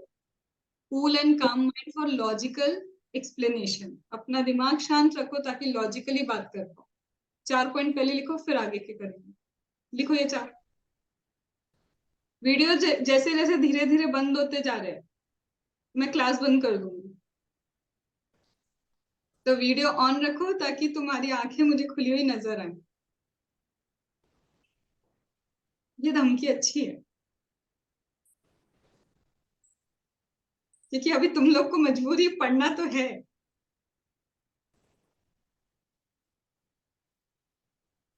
गौरीश, हाउस द जोश,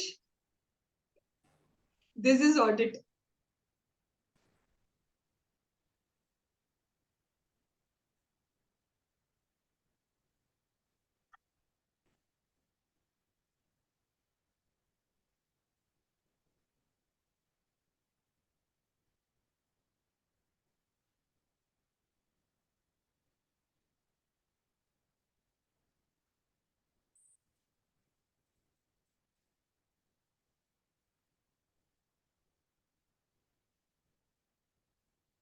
गौरीश लिखना है, लिखोगे तो थोड़ा सा माइंड एक्टिव हो जाएगा। हम्म।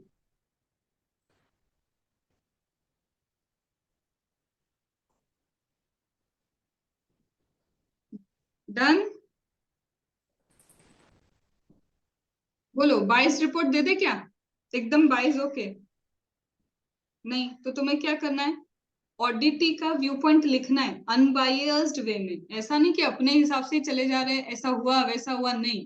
तुम्हारी रिपोर्ट होनी चाहिए अनबायस्ड, तो that is also an element of reporting. अब मैम यहाँ देखो, यहाँ पे रीडर का व्यू पॉइंट दिमाग में रखो। Reader to be kept uppermost. भाई जो तुम्हारी रिपोर्ट पढ़ेगा, तुम एकदम पता है कैसी लैंग्वेज यूज कर रहे हो, एकदम स्ट्रॉन्ग लैंग्वेज। स्ट्रॉन्ग मतलब difficult, like for an example supercalifragilisticexpialidocious. वो बेचारा पढ़ने में ही सोच रहा है कि ये लिखा क्या है। Obviously you should have a layman language कि सामने वाले को पढ़ के समझ में आए कि फ्रॉड हुआ है और औसम तरीके से हुआ। ठीक है, तो सबसे ऊपर कौन, रीडर। रीडर का व्यू पॉइंट विजुअलाइज करो कि रीडर ने क्या दे, मैं क्या लिखूंगी और सामने वाले को इंटरप्रिटेशन क्या आएगा, उसके व्यू पॉइंट के हिसाब से बात करनी है।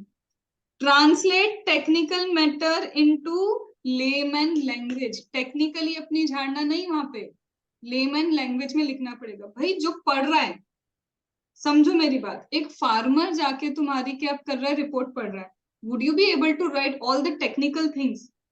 लेमैन लैंग्वेज, कम्युनिकेशन के बारे में बता रहे हैं, जो तुमने कभी 11th 12th में बिजनेस स्टडीज में पढ़ा होगा ना, कम्युनिकेशन के रूल। सामने वाले के व्यू पॉइंट को समझो, उसके हिसाब से लिखो कि सामने वाला किस तरह से तुम्हारी बात समझ पाएगा। तो व्यू पॉइंट सामने वाले का, upper most reader, layman language use करना है, टेक्निकल लैंग्वेज नहीं। लिखो 3 और पॉइंट रीडर के।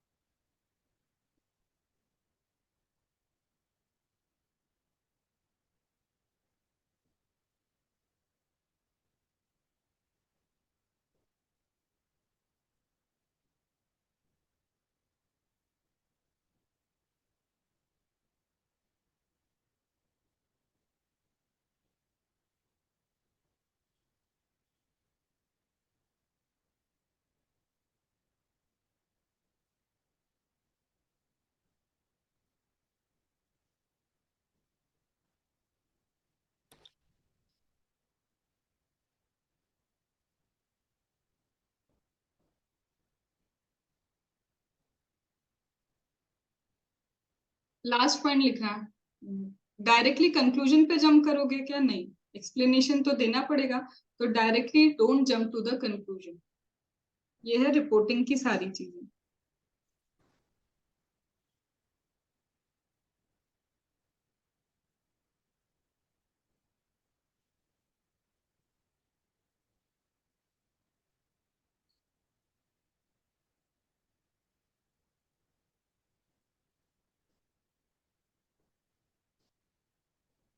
डन।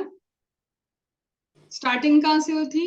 कैरेक्टरिस्टिक, फिर स्किल, ठीक है। स्किल के बाद क्या था? डिफरेंस।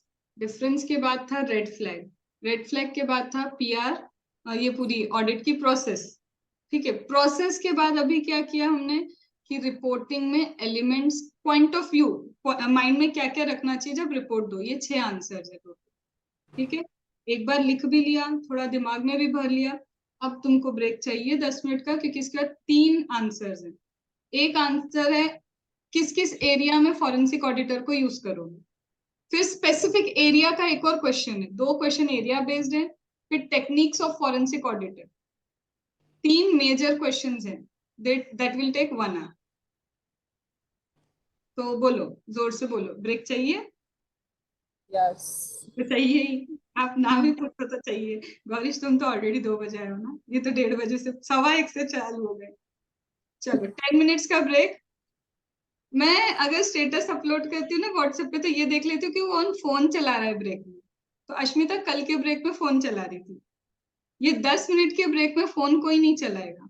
इच्छा है तो गाने सुन के आओ, या फिर वही अपने घर के काम निपटा लो, तुम जो करना है करो, ठीक है। तो 10 मिनट्स का टाइम, क्लॉक यहाँ पे लगी हुई है, लीव नहीं करना, 10 मिनट बाद वापस आ जाना। गणपति पप्पा, मोरिया। जोर से बोलो, उनको सुनाई देगा ना तो पास आ जाएगा। जितनी जोर लगा सकते हो बोलो, गणपति पप्पा। मोरिया।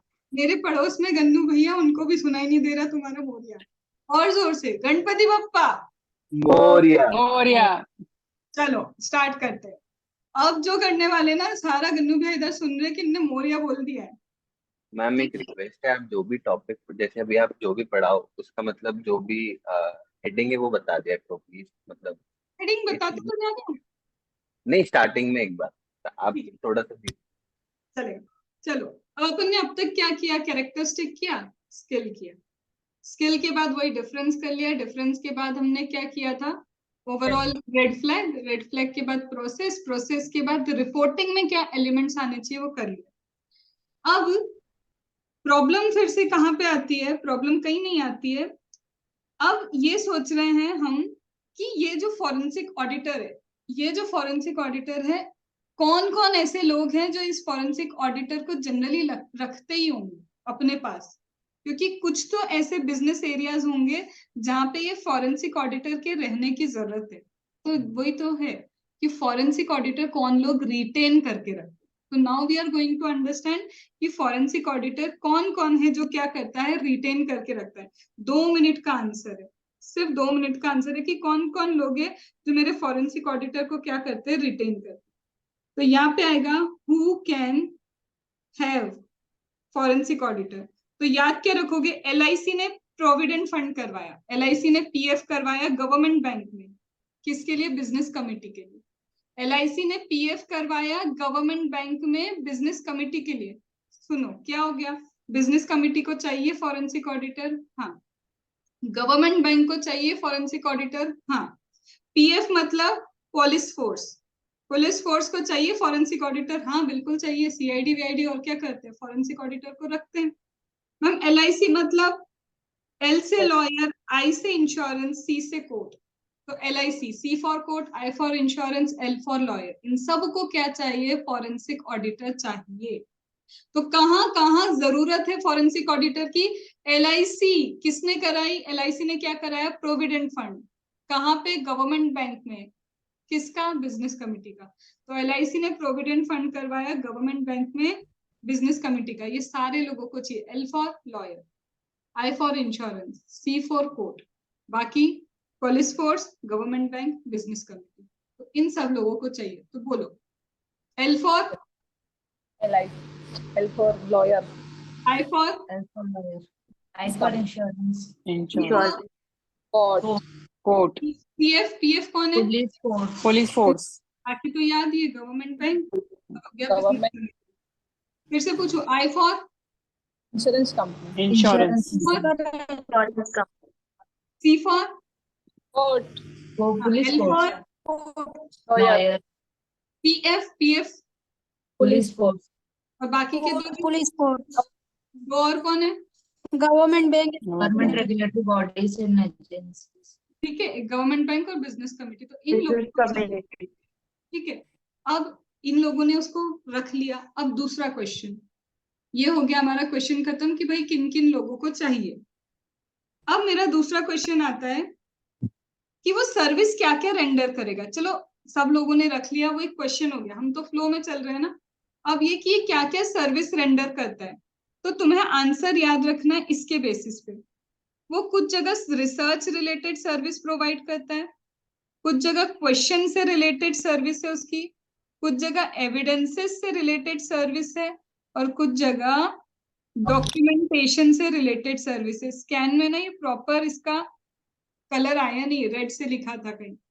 तो ये देखो, कुछ जगह क्या करेगा, रिसर्च की सर्विस देगा, कुछ जगह क्वेश्चन से रिलेटेड कुछ पॉइंट्स आएंगे, कुछ एविडेंस से रिलेटेड पॉइंट है, और कुछ डॉक्यूमेंटेशन से रिलेटेड पॉइंट है। तो ma'am service by forensic auditor, ये भी एक क्वेश्चन है। और एक और क्वेश्चन फिर से, सर्विस बाय फॉरेंसिक ऑडिटर, बात तो वही हो गई, service by forensic auditor, service by forensic auditor. But यहाँ पे क्या लिखा है, जब वर्ड दिखता है स्पेसिफिक एरिया, तब ये आंसर लिखना है। मतलब तुम देखो, पीयर रिव्यू में भी अटकाया है एक जैसे क्वेश्चन, क्वालिटी रिव्यू में भी दिख रहा होगा एक जैसे क्वेश्चन, याद है क्यूआर असाइनमेंट क्वेश्चन वाला, पीआर में भी सेम ऐसा ही है, और यहाँ पे भी फिर आ गया। दोनों जगह पूछा है service rendered by forensic auditor, यहाँ पे भी वही है, वहां पे भी वही है, बट वहां स्पेसिफिक एरिया बोला तो एरिया आएगा। यहाँ पे ये जनरल पॉइंट्स है। ठीक है, यहाँ तक ऑल क्लियर। अब सबसे पहले मैम रिसर्च में वो कौन सा काम करेगा, रिसर्च में क्या करेगा भाई मैम, रिसर्च करेगा और रेलिवेंट फैक्ट इकट्ठे करेगा। तो conduct research relevant to the fact of the case, जो भी केस के फैक्ट्स आ रहे हैं, फैक्ट्स के अकॉर्डिंग जो जो रिसर्च करते जानी चाहिए वो रिसर्च करेगा। यही था रिसर्च से रिलेटेड पॉइंट, कि वो रिसर्च करेगा, research that is relevant to the fact of case, research that is relevant to the fact of case. ठीक है, क्वेश्चन, अब क्वेश्चन से रिलेटेड क्या क्या पॉइंट है मैम, क्वेश्चन फ्रेम करेगा कि किस तरह के क्वेश्चन पूछे जाने चाहिए।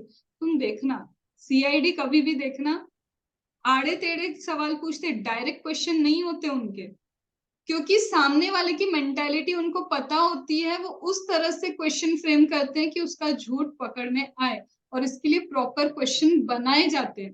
तो दे क्राफ्ट क्वेश्चन, जो क्वेश्चन का रिस्पॉन्स आया है, जो क्वेश्चन का रिस्पॉन्स है उस पर इनका क्या रिस्पॉन्स होगा वो भी ये सोचते हैं। फिर provide question for cross examination of the fact, तो तीन चीजें करते भाई क्वेश्चन से रिलेटेड, क्वेश्चन की क्राफ्टिंग भी ये करते हैं, क्वेश्चन पे रिस्पॉन्स क्या होगा वो भी ये सोचते हैं, और वो क्वेश्चन डिजाइन किस उद्देश्य से करते हैं, for the cross examination of fact. तो रिसर्च से रिलेटेड एक ही पॉइंट था, यहाँ पे क्वेश्चन से रिलेटेड 3 पॉइंट है, क्राफ्ट करना, रिस्पॉन्ड करना, और फिर से क्राफ्ट करना question for the cross examination of fact. तो रिसर्च हो गया, क्वेश्चन हो गया। अब मैम एविडेंस से रिलेटेड कुछ पॉइंट आएंगे, एविडेंस के तो वही ले दे के सेम पॉइंट हर जगह लिखते हैं। तुम्हें क्या लगता है, एविडेंस रखेगा ना अपने पास, तो जो की एविडेंस होगा उनको प्रिजर्व करेगा। यस, उसको की एविडेंस क्या करने पड़ेंगे, प्रिजर्व करने पड़ेंगे। और ये भी तो सोचेगा ना, और ऑल्टरनेट तरीके क्या हो सकते हैं की एविडेंस निकालने के। तो यही तो उसकी सर्विस है कि जो की एविडेंस से प्रिजर्व कर ले, और ये भी सोच कि और क्या तरीका है जिससे की एविडेंस मिल सकते हैं। ये 2 पॉइंट किससे रिलेटेड आ गए मेरे, एविडेंस से रिलेटेड। मैम डॉक्यूमेंटेशन में वो क्या करेगा, रिक्वेस्ट करेगा, डॉक्यूमेंट्स मंगवाएगा, डॉक्यूमेंट्स को इवेल्युएट करेगा, और क्या करेगा, एनालाइज करेगा इन डॉक्यूमेंट्स और रिकॉर्ड्स पे। पहले तो रिक्वेस्ट करेगा, इवेल्युएट करेगा, फिर उनको एनालाइज करेगा। रिक्वेस्ट करेगा, इवेल्युएट करेगा प्रोड्यूस डॉक्यूमेंट को और उनको क्या करेगा, रिकॉर्ड्स वगैरह को एनालाइज करेगा। आंसर खत्म। आंसर में पॉइंट्स किससे रिलेटेड थे, रिसर्च से रिलेटेड। आंसर में पॉइंट था क्वेश्चन से रिलेटेड, आंसर में पॉइंट्स थे एविडेंस से रिलेटेड, और फिर पॉइंट्स थे डॉक्यूमेंट से रिलेटेड। तो याद क्या रखना, research as per the fact of the case, फिर क्वेश्चन क्राफ्ट करेगा, रिस्पॉन्ड करेगा and designing the question for cross verification of the evidences. फिर एविडेंस से रिलेटेड क्या करेगा मैम, की एविडेंस को प्रिजर्व भी करेगा और सोचेगा कि ऑल्टरनेट मीन क्या है, इनको और आइडेंटिफाई करेगा। फिर डॉक्यूमेंट रिक्वेस्ट करेगा, जो प्रोड्यूस कर दिए उनको इवेल्युएट करेगा और रिकॉर्ड्स वगैरह को एनालाइज करेगा। ये है उसकी सर्विसेज जो वो रेंडर करता है। डन। एक बार मन में बोल लो, तो अपन स्पेसिफिक वाला भी इतना ही जनरल है, मन में बोल लो क्या क्या पॉइंट्स है। अश्मिता, एना, साम्या, हाँ, Anna, your name is Annabelle. You really Yes. remind me of the Conjuring series. You're a Christian? Yes, ma'am. Okay. That Annabelle.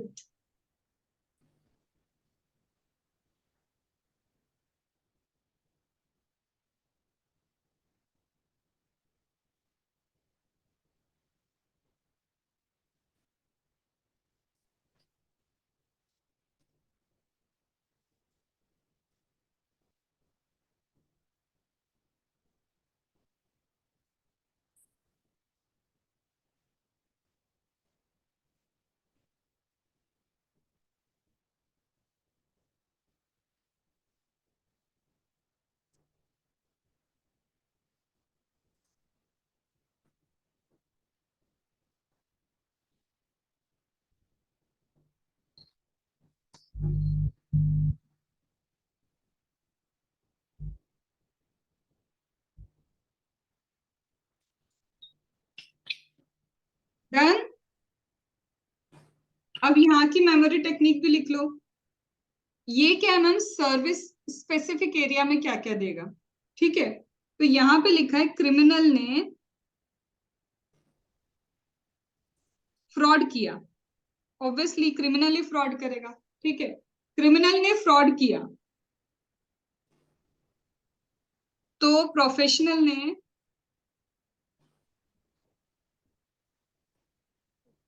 Settlement करवाया। किसके थ्रू सेटलमेंट होता है भाई, आर्बिट्राज के थ्रू। किसका सेटलमेंट होता है, डिस्प्यूट्स का, ठीक है। ये लिख लो, क्रिमिनल ने फ्रॉड किया, ठीक है, तो प्रोफेशनल ने सेटलमेंट करवा दिया उस बात का। किसके पास गए होंगे सेटलमेंट करने, आर्बिट्राज के पास गए होंगे क्योंकि डिस्प्यूट है। अब यही सारे एरियाज हैं। सबसे पहले इसका एरिया है क्रिमिनल इन्वेस्टिगेशन। ओवरऑल पूरी क्या क्राइम हुआ है क्या नहीं हुआ, ये पूरा क्रिमिनल इन्वेस्टिगेशन एक एरिया ये है, समझेंगे अभी। फ्रॉड इन्वेस्टिगेशन भी यही करवाता है। फिर अगर तुमने professional due diligence properly exercise नहीं किया, तुमने नेग्लिजेंस किया है, तो तुम्हारा क्या है, प्रोफेशनल नेग्लिजेंस है। तो क्या होगा, उस एरिया में भी इसका कुछ ना कुछ काम है। कुछ काम इसका सेटलमेंट करवाने में होता है, कुछ काम इसका आर्बिट्रेशन में होता है, और कुछ काम इसका डिस्प्यूट सेटल कराने में। तो सारे नाम यहीं पे। फ्रॉड किसने किया, क्रिमिनल ने फ्रॉड किया, प्रोफेशनल ने सेटलमेंट कराया आर्बिट्रेशन के थ्रू डिस्प्यूट का, ठीक है। तो क्रिमिनल ने फ्रॉड किया, प्रोफेशनल ने क्या किया, सेटलमेंट करवाया डिस्प्यूट का आर्बिट्रेशन के थ्रू। नॉर्मल सी चीज है, और इसमें सारे एरियाज कवर हो गए। अब मैम क्रिमिनल इन्वेस्टिगेशन मतलब क्या, जो भी फाइनेंस से रिलेटेड मैटर है, इसमें ये प्रॉपरली ढूंढेगा कि क्या क्राइम हुआ है, क्या फ्रॉड हुआ है, और ये क्या करेगा, एविडेंस के बेसिस पे रिपोर्ट देगा। यही तो पूरे चैप्टर में पढ़ा है तुमने, यही तो क्रिमिनल इन्वेस्टिगेशन है कि इसने क्या फाइनेंस रिलेटेड गड़बड़ की है। तो matter related to financial implication, उससे रिलेटेड एविडेंस गैदर करेगा और रिपोर्ट दे देगा, और इतना ही लिखना है। फ्रॉड इन्वेस्टिगेशन में क्या करेगा मैम, स्पेसिफिक केस को इन्वेस्टिगेट करेगा। चेक करेगा इंटरनल कंट्रोल्स कैसे हैं, अच्छे हैं या नहीं है, रिस्क असेसमेंट करेगा और रिस्क को मिटिगेट भी करवाएगा। याद करेंगे बट एक बार पढ़ा रही हूँ कि इजी है सब कुछ इसमें भी। फ्रॉड में क्या करेगा, फ्रॉड इन्वेस्टिगेशन स्पेसिफिक केस का, उसमें ढूंढेगा फ्रॉड हुआ है तो कोई इंटरनल कंट्रोल ही वीक तो नहीं थे, तो वो रिव्यू करेगा, इम्प्लीमेंट करेगा इंटरनल कंट्रोल्स को, साथ में कुछ रिस्क असेसमेंट की प्रोसीजर लगाएगा और कुछ रिस्क को मिटिगेट करने की भी कोशिश करेगा। मैम प्रोफेशनल नेग्लिजेंस मतलब तुमने अगर सपोज गैप्स लगाने में कुछ नॉन कंप्लायंस किया, कोड ऑफ एथिक्स का नॉन कंप्लायंस किया, या ऑडिट स्टैंडर्ड, सीधे समझो ना जो तुम पढ़ रहे हो ना, प्रोफेशनल एथिक्स, अकाउंटिंग स्टैंडर्ड, कहीं भी नॉन कंप्लायंस किया तो उसका लॉस कितना होता है ये बताएगा, वो कैलकुलेशन करके देगा कि तुम्हारे नॉन कंप्लायंस का लॉस कितना है, तो प्रोफेशनल नेग्लिजेंस किया तो उससे कितना लॉस हो सकता है। मैम सेटलमेंट मतलब इंश्योरेंस क्लेम सेटलमेंट, जब भी इंश्योरेंस क्लेम आता है तो ऐसा तो नहीं कि वो तुम्हें ऐसे ही तुम्हारा क्लेम दे देंगे, यही फॉरेंसिक ऑडिटर आते हैं, बैठते हैं और चेक करते हैं कि सच में, सपोज करो तुम्हारा फायर इंश्योरेंस था ऑफ स्टॉक, स्टॉक का क्या था, फायर इंश्योरेंस, तुम्हें पता है तुम्हारा ना स्टॉक नॉन मूविंग हो चुका है, अब इसका तो पैसा मिलेगा नहीं, कैसे, सपोज करो पहले जमाने में चलती थी ब्लैक एंड व्हाइट टीवी, ठीक है, अचानक से जिंदगी में कौन आई, कलर टीवी, लोगों ने ऑब्वियसली इसको लेना बंद कर दिया, और स्टॉक तो मेरे पास कम से कम 500 यूनिट्स का है, ठीक है, अब क्या करूं, ये तो नॉन मूविंग हो गया, कोई खरीदेगा ही नहीं, हमने सोचा हम जानबूझ के ऐसा करते, फायर करते, और उसके हिसाब से क्या ले लेंगे, सेटलमेंट ले लेंगे, किससे, इंश्योरेंस से। तो भाई उससे पहले तुम कुछ भी करो, लेकिन इंश्योरेंस वाला किसको बुलाएगा, फॉरेंसिक ऑडिटर को बुलाएगा, वो चेक करेगा कि जो चैलेंज तुमने किया है, क्लेम जो तुमने मांगा है, वो एक्चुअल में है भी या नहीं, पूरा एक्यूरेट क्लेम हुआ है या नहीं, कुछ कम या कुछ ज्यादा तो नहीं है, सच में जो हमने बोली थी कंडीशन उसके हिसाब से नुकसान हुआ है या नहीं। तो can't you right it in your own language, what is settlement claim.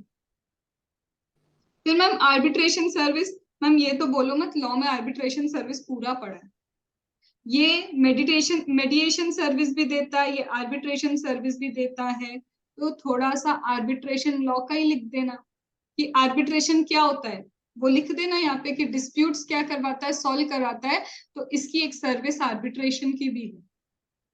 फिर मैम लास्ट क्या है, डिस्प्यूट सेटलमेंट, कहीं भी कॉन्ट्रैक्ट रिलेटेड कोई डिस्प्यूट है, कंस्ट्रक्शन क्लेम से रिलेटेड कोई डिस्प्यूट है, मैंने बोला कि मेरी बिल्डिंग कंस्ट्रक्ट करके दे और आज मैं ही उसको बोल रही हूँ उसने वो वाली सीमेंट नहीं लगाई जो मैंने बोली, इसीलिए ये अच्छी नहीं बनी बिल्डिंग या उतनी स्ट्रेंथ नहीं है, कंस्ट्रक्शन क्लेम्स हो गए, प्रोडक्ट की लाइबिलिटी क्लेम, ये क्या है, ये एक एग्जाम्पल है, जो क्लेम याद आते हैं वो क्लेम लिखो, डिस्प्यूट किसी भी चीज से हो सकता है, कॉन्ट्रैक्ट से हो सकता है, कंस्ट्रक्शन से हो सकता है, किसी लाइबिलिटी से रिलेटेड हो सकता है। These are the specific area where your forensic auditor is needed. Criminal investigation. Criminal investigation में तुम फाइनेंशियली पूरा देखोगे कि कहाँ फ्रॉड हुआ है, एविडेंस निकालोगे और रिपोर्ट दोगे। फ्रॉड इन्वेस्टिगेशन स्पेसिफिक केस का होता है, स्पेसिफिक केस का फ्रॉड इन्वेस्टिगेट किया, कुछ जगह रिस्क असेसमेंट किया, कुछ जगह रिस्क मिटिगेशन किया, ये भी देखा इंटरनल कंट्रोल को रिव्यू एंड इम्प्लीमेंटेशन कैसा है, और क्या किया, क्रिमिनल ने फ्रॉड किया जिससे प्रोफेशनल नेग्लिजेंस किया है तो उसका लॉस कितना है ये कैलकुलेट करेगा, वही लाइन लिखनी है। क्रिमिनल ने फ्रॉड किया तो प्रोफेशनल ने सेटलमेंट करवाया, तो सेटलमेंट इंश्योरेंस क्लेम की कहानी लिखो, फिर आर्बिट्राज और डिस्प्यूट सेटलमेंट। डन। अब एक बार आंख बंद करके ये भी रिकॉल कर लो, फिर हम बढ़ते हैं सबसे इंपॉर्टेंट टेक्निक्स, और उसके बाद खत्म चैप्टर। सिंपल पीयर रिव्यू में आपने कुछ बाकी रखा हुआ था, छोटा सा बाकी है ना एक पार्ट। हेलो, आवाज आ रही मेरी? छोटा सा एक पार्ट बाकी है ना 10 मिनट का, तुम्हारी हिम्मत होगी तो आज कर लेंगे।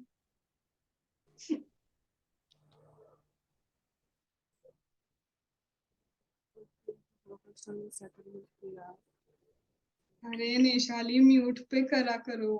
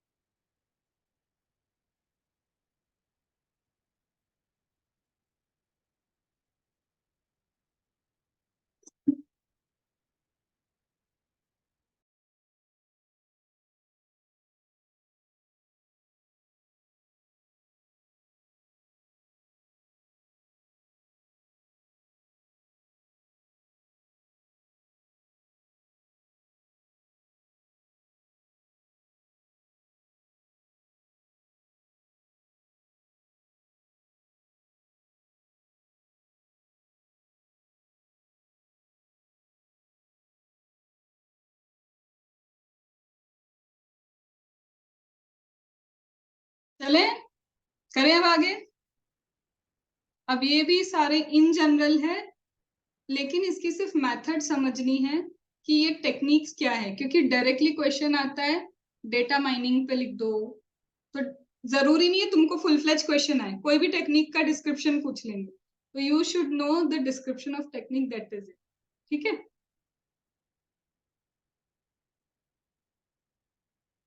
चलो खुशी खुशी लास्ट क्वेश्चन पे एकदम जोश के साथ आ जाओ कि फाइनली इसके बाद जयराम जी की टू द फॉरेंसिक ऑडिट।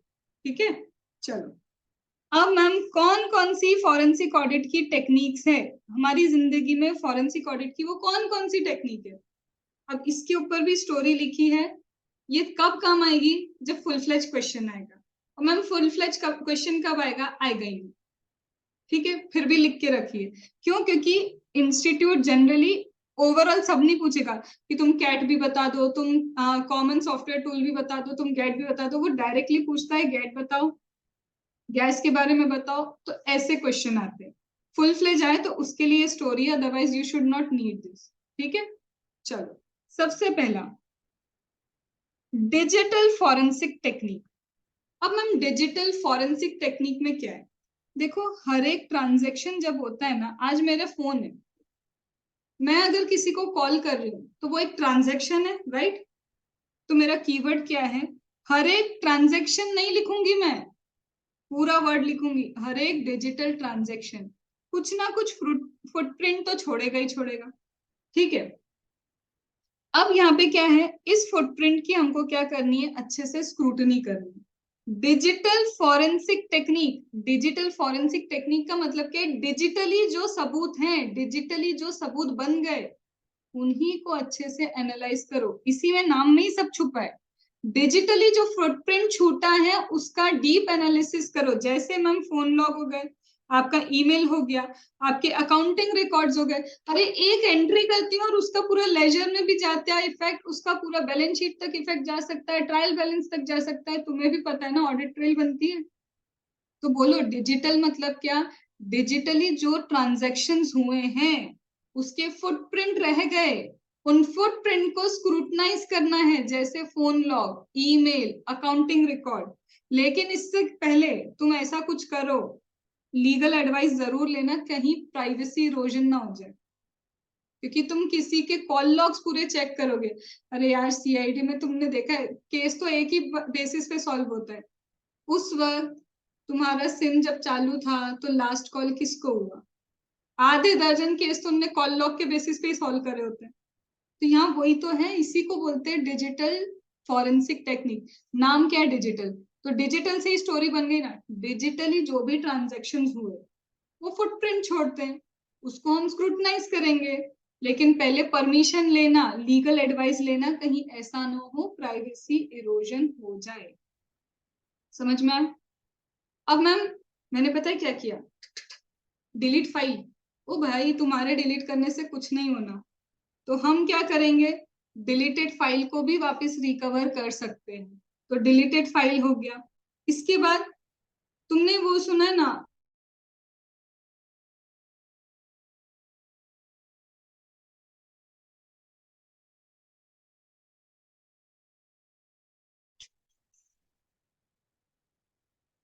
अब बोलू, अब आएगा ऑडियो, थोड़ा सा अब मेरा इंटरनेट अनस्टेबल है।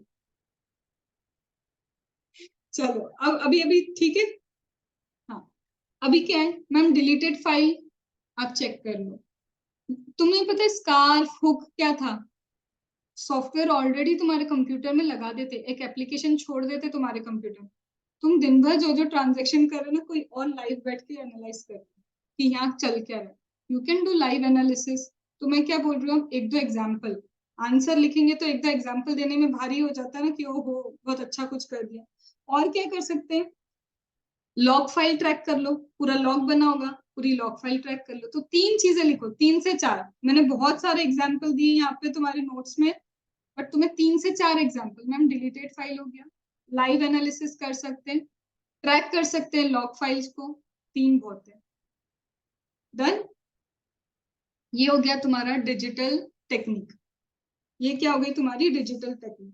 तो मैम दूसरा आता है हमारा कैट। कैट ये भी तुमने इसका में पढ़ा होगा, जिनको मिला होगा मौका इसका पढ़ने का। Computer assisted audit technique. देखो जैसे जैसे बिजनेस का पैटर्न चेंज हो रहा है, इसको भी मैं क्या ही समझाऊं। अभी जो तुमसे डिस्कस किया था ना, स्कार्फ, ऑडिट बुक, स्नैपशॉट, ये उसी के एग्जाम्पल। जैसे जैसे बिजनेस चेंज हो रहा है, ट्रांजेक्शन का तरीका बदल रहा है, राइट। पहले ऐसा होता था क्या कि मैं अगर महाराष्ट्र में बैठी हूँ तो मैं किसी गुजरात के पर्सन को नहीं पढ़ा सकती, पॉसिबल ही नहीं था। अब क्या हो गया, डिजिटलाइजेशन हो, मतलब जैसे जैसे बिजनेस का पैटर्न चेंज हो रहा है, जैसे जैसे डिजिटलाइजेशन हो रहा है, तरीके ट्रांजेक्शन के चेंज हो रहे हैं, तो ऑडिट भी तो कॉम्प्लेक्स हो गया। ऑडिट क्या हो गया, कॉम्प्लेक्स हो गया। तो इसके लिए हम क्या करते हैं, ऑडिट कॉम्प्लेक्स हो गया तो कुछ कंप्यूटर एप्लीकेशन ही यूज कर लेते हैं ऑडिट करने के लिए। और वो कंप्यूटर एप्लीकेशन वही हो गई scarf, audit hook, snapshot. Snapshot क्या है, मटेरियलिटी डिसाइड करता है ना ऑडिटर की, 50,000 के ऊपर के ट्रांजेक्शन हम चेक करना चाहते हैं, तो वो एप्लीकेशन लगाएगा और उसमें मटेरियलिटी लिख देगा 50,000। तो 50,000 के ऊपर जितने ट्रांजेक्शन हुए होंगे, जैसे ही होंगे, उसका ईमेल किसको चला जाता है, ऑडिटर को, कि यहाँ पे आज के दिन इतना 50,000 का ट्रांजेक्शन है। That is computer assisted.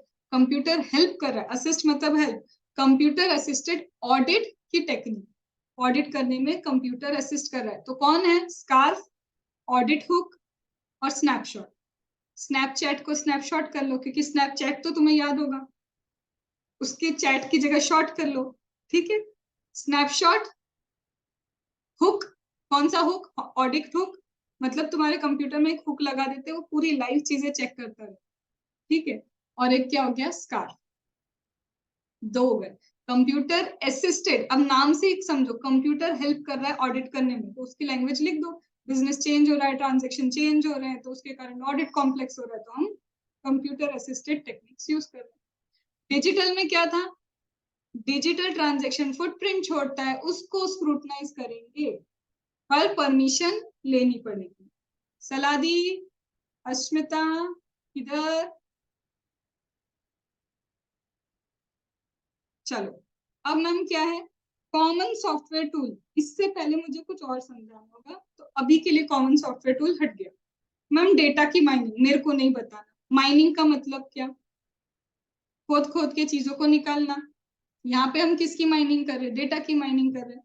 तो यहाँ पे हम क्या कर रहे हैं, ऑटोमेटिक एक ऐसी एप्लीकेशन लगा रहे हैं जो बहुत सारे डेटा के अंदर से मीनिंगफुल इंफॉर्मेशन निकाल के दे दे।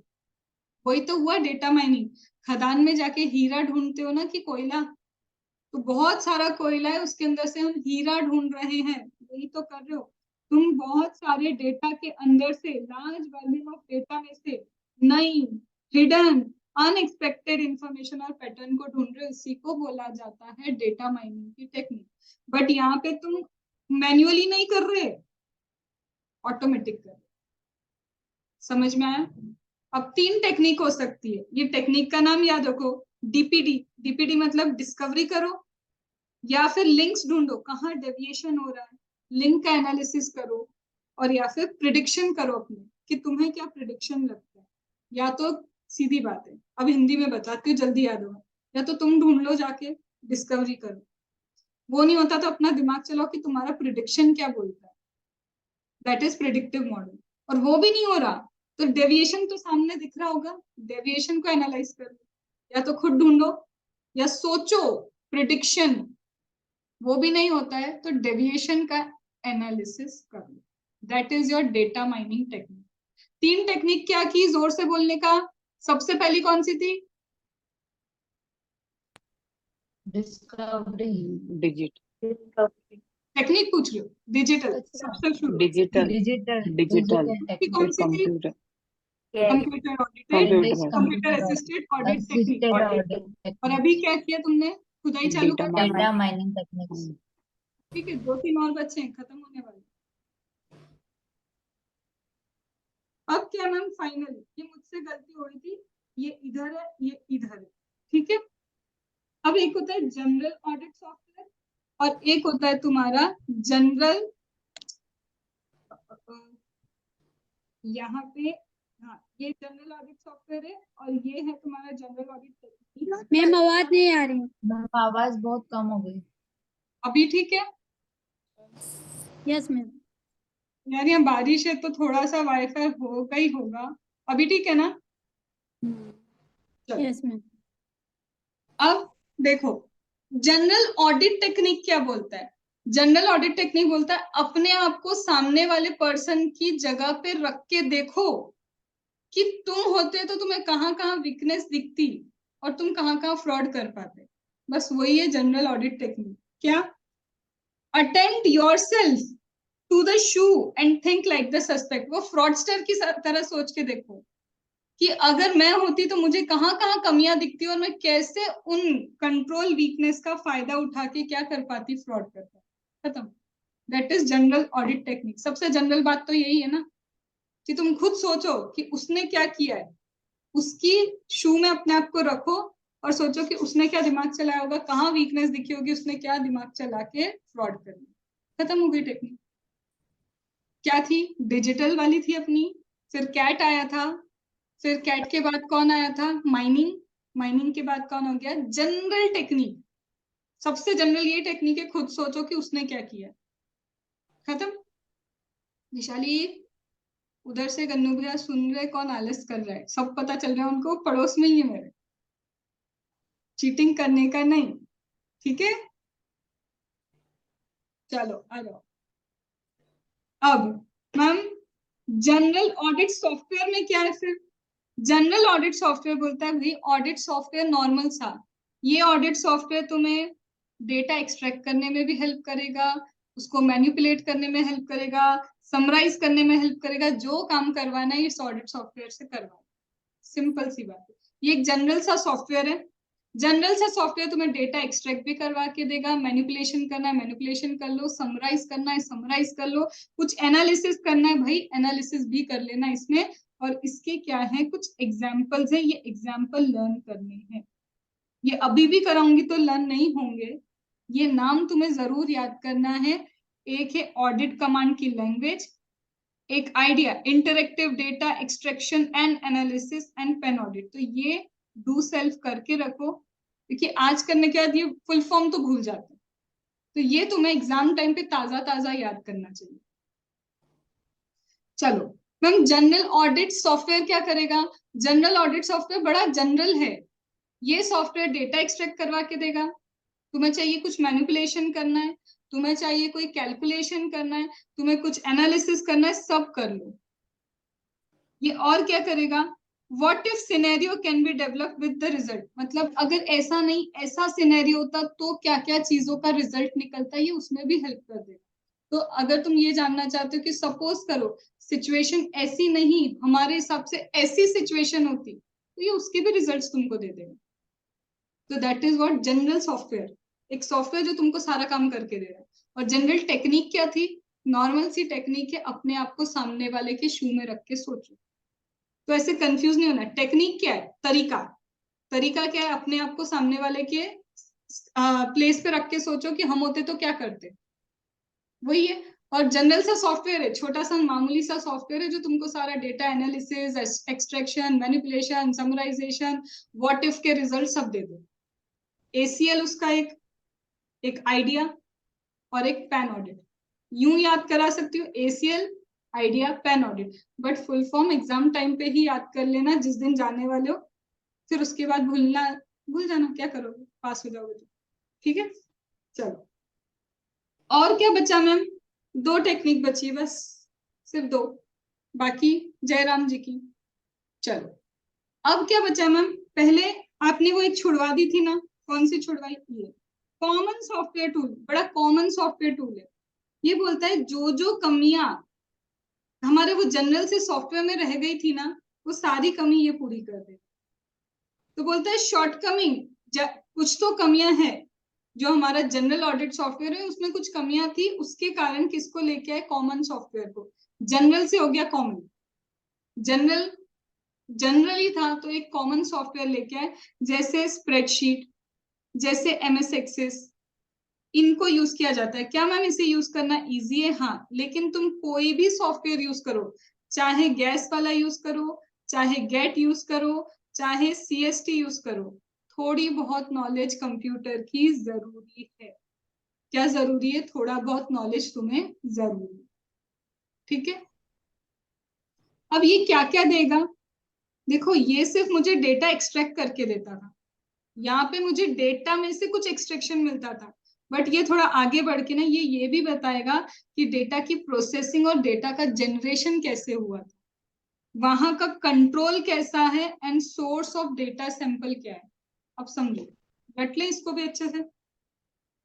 ये क्या बोल रहा है, कुछ ना कुछ तो कमियां थी, किसमें, जनरल वाले सॉफ्टवेयर में कमी थी। क्या कमी थी, वो सिर्फ डेटा में से एक्सट्रैक्शन करवाता बस, बट ये क्या करेगा, ये भी पता करके बताएगा कि डेटा कहाँ से आया, सोर्स क्या उस डेटा, इस डेटा को लाए तो प्रोसेस किया होगा, तो ये भी बताएगा मैनर एंड प्रोसेसिंग क्या हुई है इस डेटा पे, ठीक है। तो ये सोर्स भी बताएगा, ये मैनर एंड प्रोसेस भी बताएगा, और उसके ऊपर कंट्रोल एनवायरनमेंट कैसा था वो भी बताएगा। तीन चीजें समझ में आई, सोर्स भी समझ में आएगा, मैनर एंड प्रोसेस भी समझ में आएगा, एंड कंट्रोल एनवायरनमेंट भी समझ में आएगा। ये कौन बता रहा है, सीएसटी। सीएसटी यूज करो, गैस यूज करो, गेट यूज करो, लेकिन थोड़ा बहुत कंप्यूटर नॉलेज इज नीडेड। आई बात समझ में।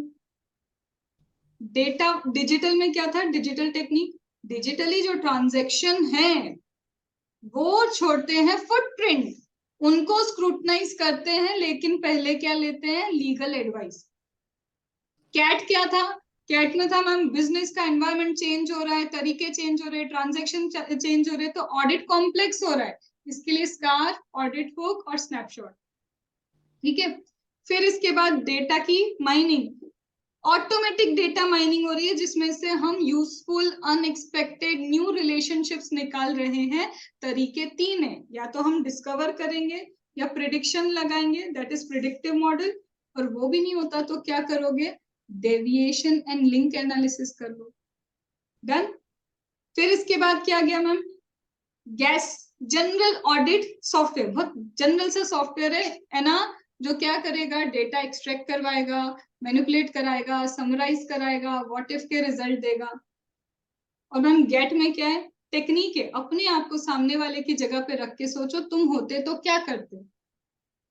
फिर आ गए हम सीएसटी पे, क्योंकि गैस में है कुछ ना कुछ कमियां, क्या आया, कॉमन सॉफ्टवेयर टूल आ गया। ये सिर्फ यही नहीं, एक्सट्रैक्ट तो सब करवाएगा, लेकिन साथ में source, manner and process, control environment, ये भी बता। कुछ भी यूज करो, थोड़ा बहुत computer knowledge is needed, done. अब लास्ट, बिल्कुल लास्ट, और बढ़ाऊं क्वेश्चंस छोटे छोटे और करने, तो लास्ट में अच्छे से पढ़ोगे ना, नहीं तो मैं आज ही तुमको ऑपरेशनल ऑडिट भी करवा दूंगी। हो जाएगा, हो जाएगा, सब हो जाएगा, देते जाओ, हम सब भर लेंगे।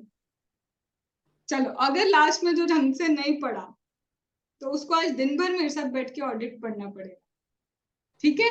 मेरे को कोई प्रॉब्लम नहीं है, मेरे को तो सिर्फ बोलना है, रिटेन तुमको करना है। चलो आ जाओ। लास्ट वाला क्वेश्चन एग्जाम में आने वाला है, क्या, लास्ट वाला जो क्वेश्चन है वो एग्जाम में वही आएगा। देखो अब तो डिक्लेयर ही हो गया भाई कि एग्जाम में यही क्वेश्चन आने वाला है। और इसमें ये सब पता है क्या, एक कंप्यूटर फॉरेंसिक है और एक ये लेबोरेटरी वाला ही है। लेबोरेटरी में चीजों का एनालिसिस होता है, कुछ एनालिसिस फिजिकली करते हैं, कुछ एनालिसिस इलेक्ट्रॉनिक एविडेंस के थ्रू करते हैं। ये सब एग्जाम्पल है, इनमें से सिर्फ तुम्हें एग्जाम्पल याद रखना पता है, इसमें एक्सप्लेनेशन कुछ भी नहीं है। मैम कंप्यूटर फॉरेंसिक एंड ये प्रोटेक्शन वैलिडेशन ऑफ एविडेंस का मतलब क्या है, सिंपल सी बात देखो, मैंने एक डॉक्यूमेंट प्रेजेंट किया किसी को, मैंने डॉक्यूमेंट प्रेजेंट किया कि ये प्रॉपर्टी मेरी है, और वहीं पे कौन लड़ रहा है मुझसे, मुझसे सपोज करो चारुल लड़ रही है कि नहीं ये प्रॉपर्टी मेरी है, हम दोनों आपस में लड़ रहे, ये मेरी प्रॉपर्टी, वो बोल रही नहीं मेरी प्रॉपर्टी, मैंने कहा मेरे पास पेपर है, वो बोल रही मेरे पास पेपर है, अब दोनों के पास पेपर है, आर्बिट्रेशन करने कौन आएगा, वही बात हो गई ना, डिस्प्यूट चल रहा है, आर्बिट्रेशन करने आ गया फॉरेंसिक ऑडिटर, उसके भी पेपर उठाए, मेरे भी उठाए, उसने देखते से ही बोल दिया क्या, मैम आपके पेपर गलत हैं। कैसे पता चला, मैंने उसमें जो इंक यूज हुई है उसको इंक देख के भी समझ में आ गया कि ये तो नया प्रिंटिंग है, और वहीं जो चारुल के पेपर थे वो पुराने प्रिंटिंग के अलग ही दिख रहे थे। तो यहाँ क्या किया, डॉक्यूमेंट का एनालिसिस हो गया इंक सैंपल से। मैंने बोला ये देखो फादर अंगूठा लगा के गए हैं, ये मेरी प्रॉपर्टी है। अब फादर तो है नहीं, अंगूठा कहाँ से मैच करोगे? पर उसने फिर भी क्या किया, पुराने कोई डॉक्यूमेंट में उनका थंब इम्प्रेशन था, उसने वो डॉक्यूमेंट उठाए, इस डॉक्यूमेंट से क्या कर लिया, थंब इम्प्रेशन मैच कर लिया, बोला ये पप्पा के नहीं है। इसका मतलब क्या है, ये सारे एग्जाम्पल है। इंक सैंपलिंग कर सकते हैं लेबोरेटरी में, इसके बाद फिंगरप्रिंट का एनालिसिस कर सकते हैं लेबोरेटरी में, तुम्हारे डॉक्यूमेंट्स का एग्जामिनेशन कर सकते कि सच में ये डॉक्यूमेंट अभी बने कि बहुत पुराने बने हुए थे, क्या हुआ था, डॉक्यूमेंट एनालिसिस हो सकता है। या फिर तुम झूठे डॉक्यूमेंट्स दे रहे हो तो ऑल्टर, कुछ डॉक्यूमेंट को ऑल्टर कर दिया, कुछ झूठे डॉक्यूमेंट दे रहे हो, उनका एनालिसिस कर सकते।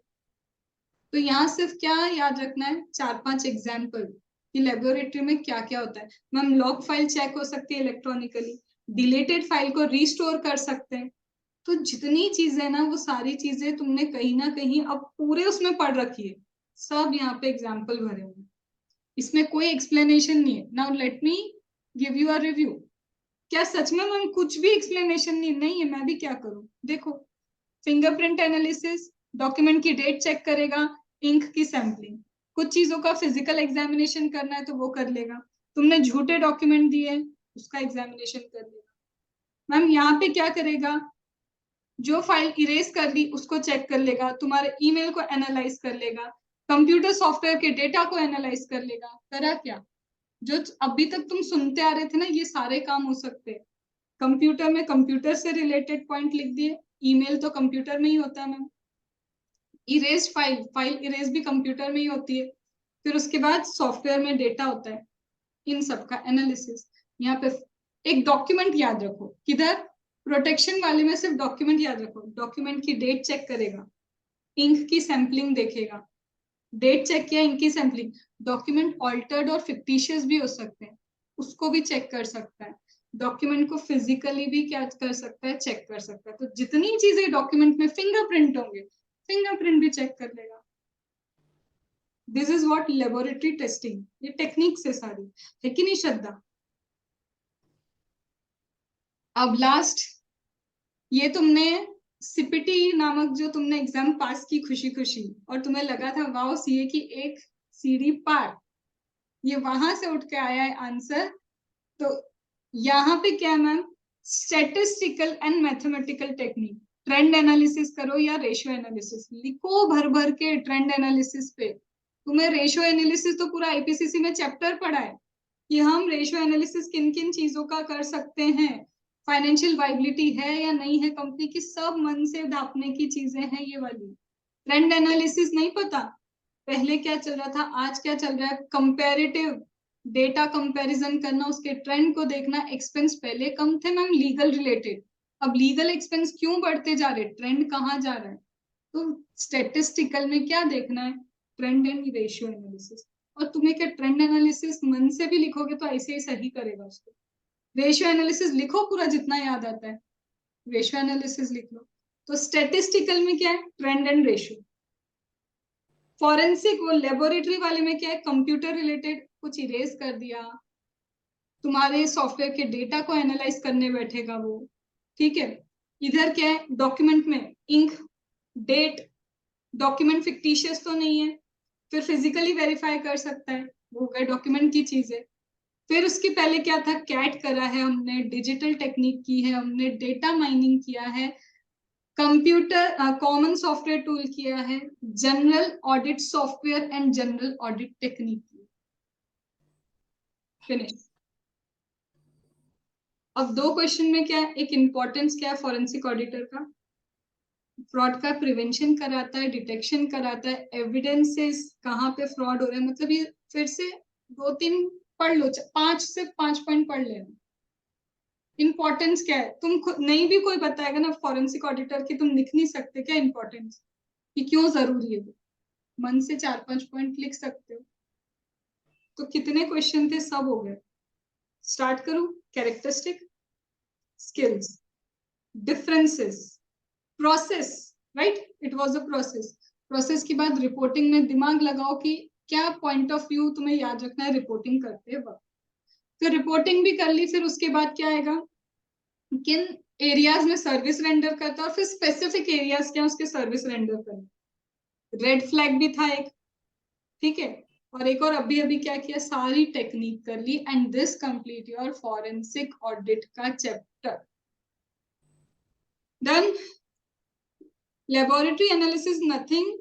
लेबोरेटरी एनालिसिस में मतलब तुम डॉक्यूमेंट्स में क्या क्या एनालाइज करते हो, इंक की सैम्पलिंग एनालाइज कर लेंगे, फिंगरप्रिंट एनालिसिस करोगे, डॉक्यूमेंट फिक्टिशियस तो नहीं है, ऑल्टरेटेड तो नहीं है, that you will analyse. This is all with respect to laboratory में इन सब चीजों का एनालिसिस होता है। ठीक है सलादी? डन। माइंड में कम से कम इतना तो है कि 60% याद हो गया, and I can say surely 60 तो हुआ होगा, उससे नीचे मैं भी सेटल नहीं करूंगी। ठीक है, क्योंकि अगर 60 से नीचे याद हो रहा है तो फिर तो सेंस ही नहीं बन रहा 2-2.5 घंटे एक लेक्चर को देने।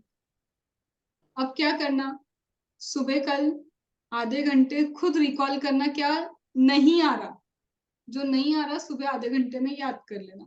तो daily 2.5 hours for audit and 1 chapter each day, मुझे लगता है worth it, I feel so.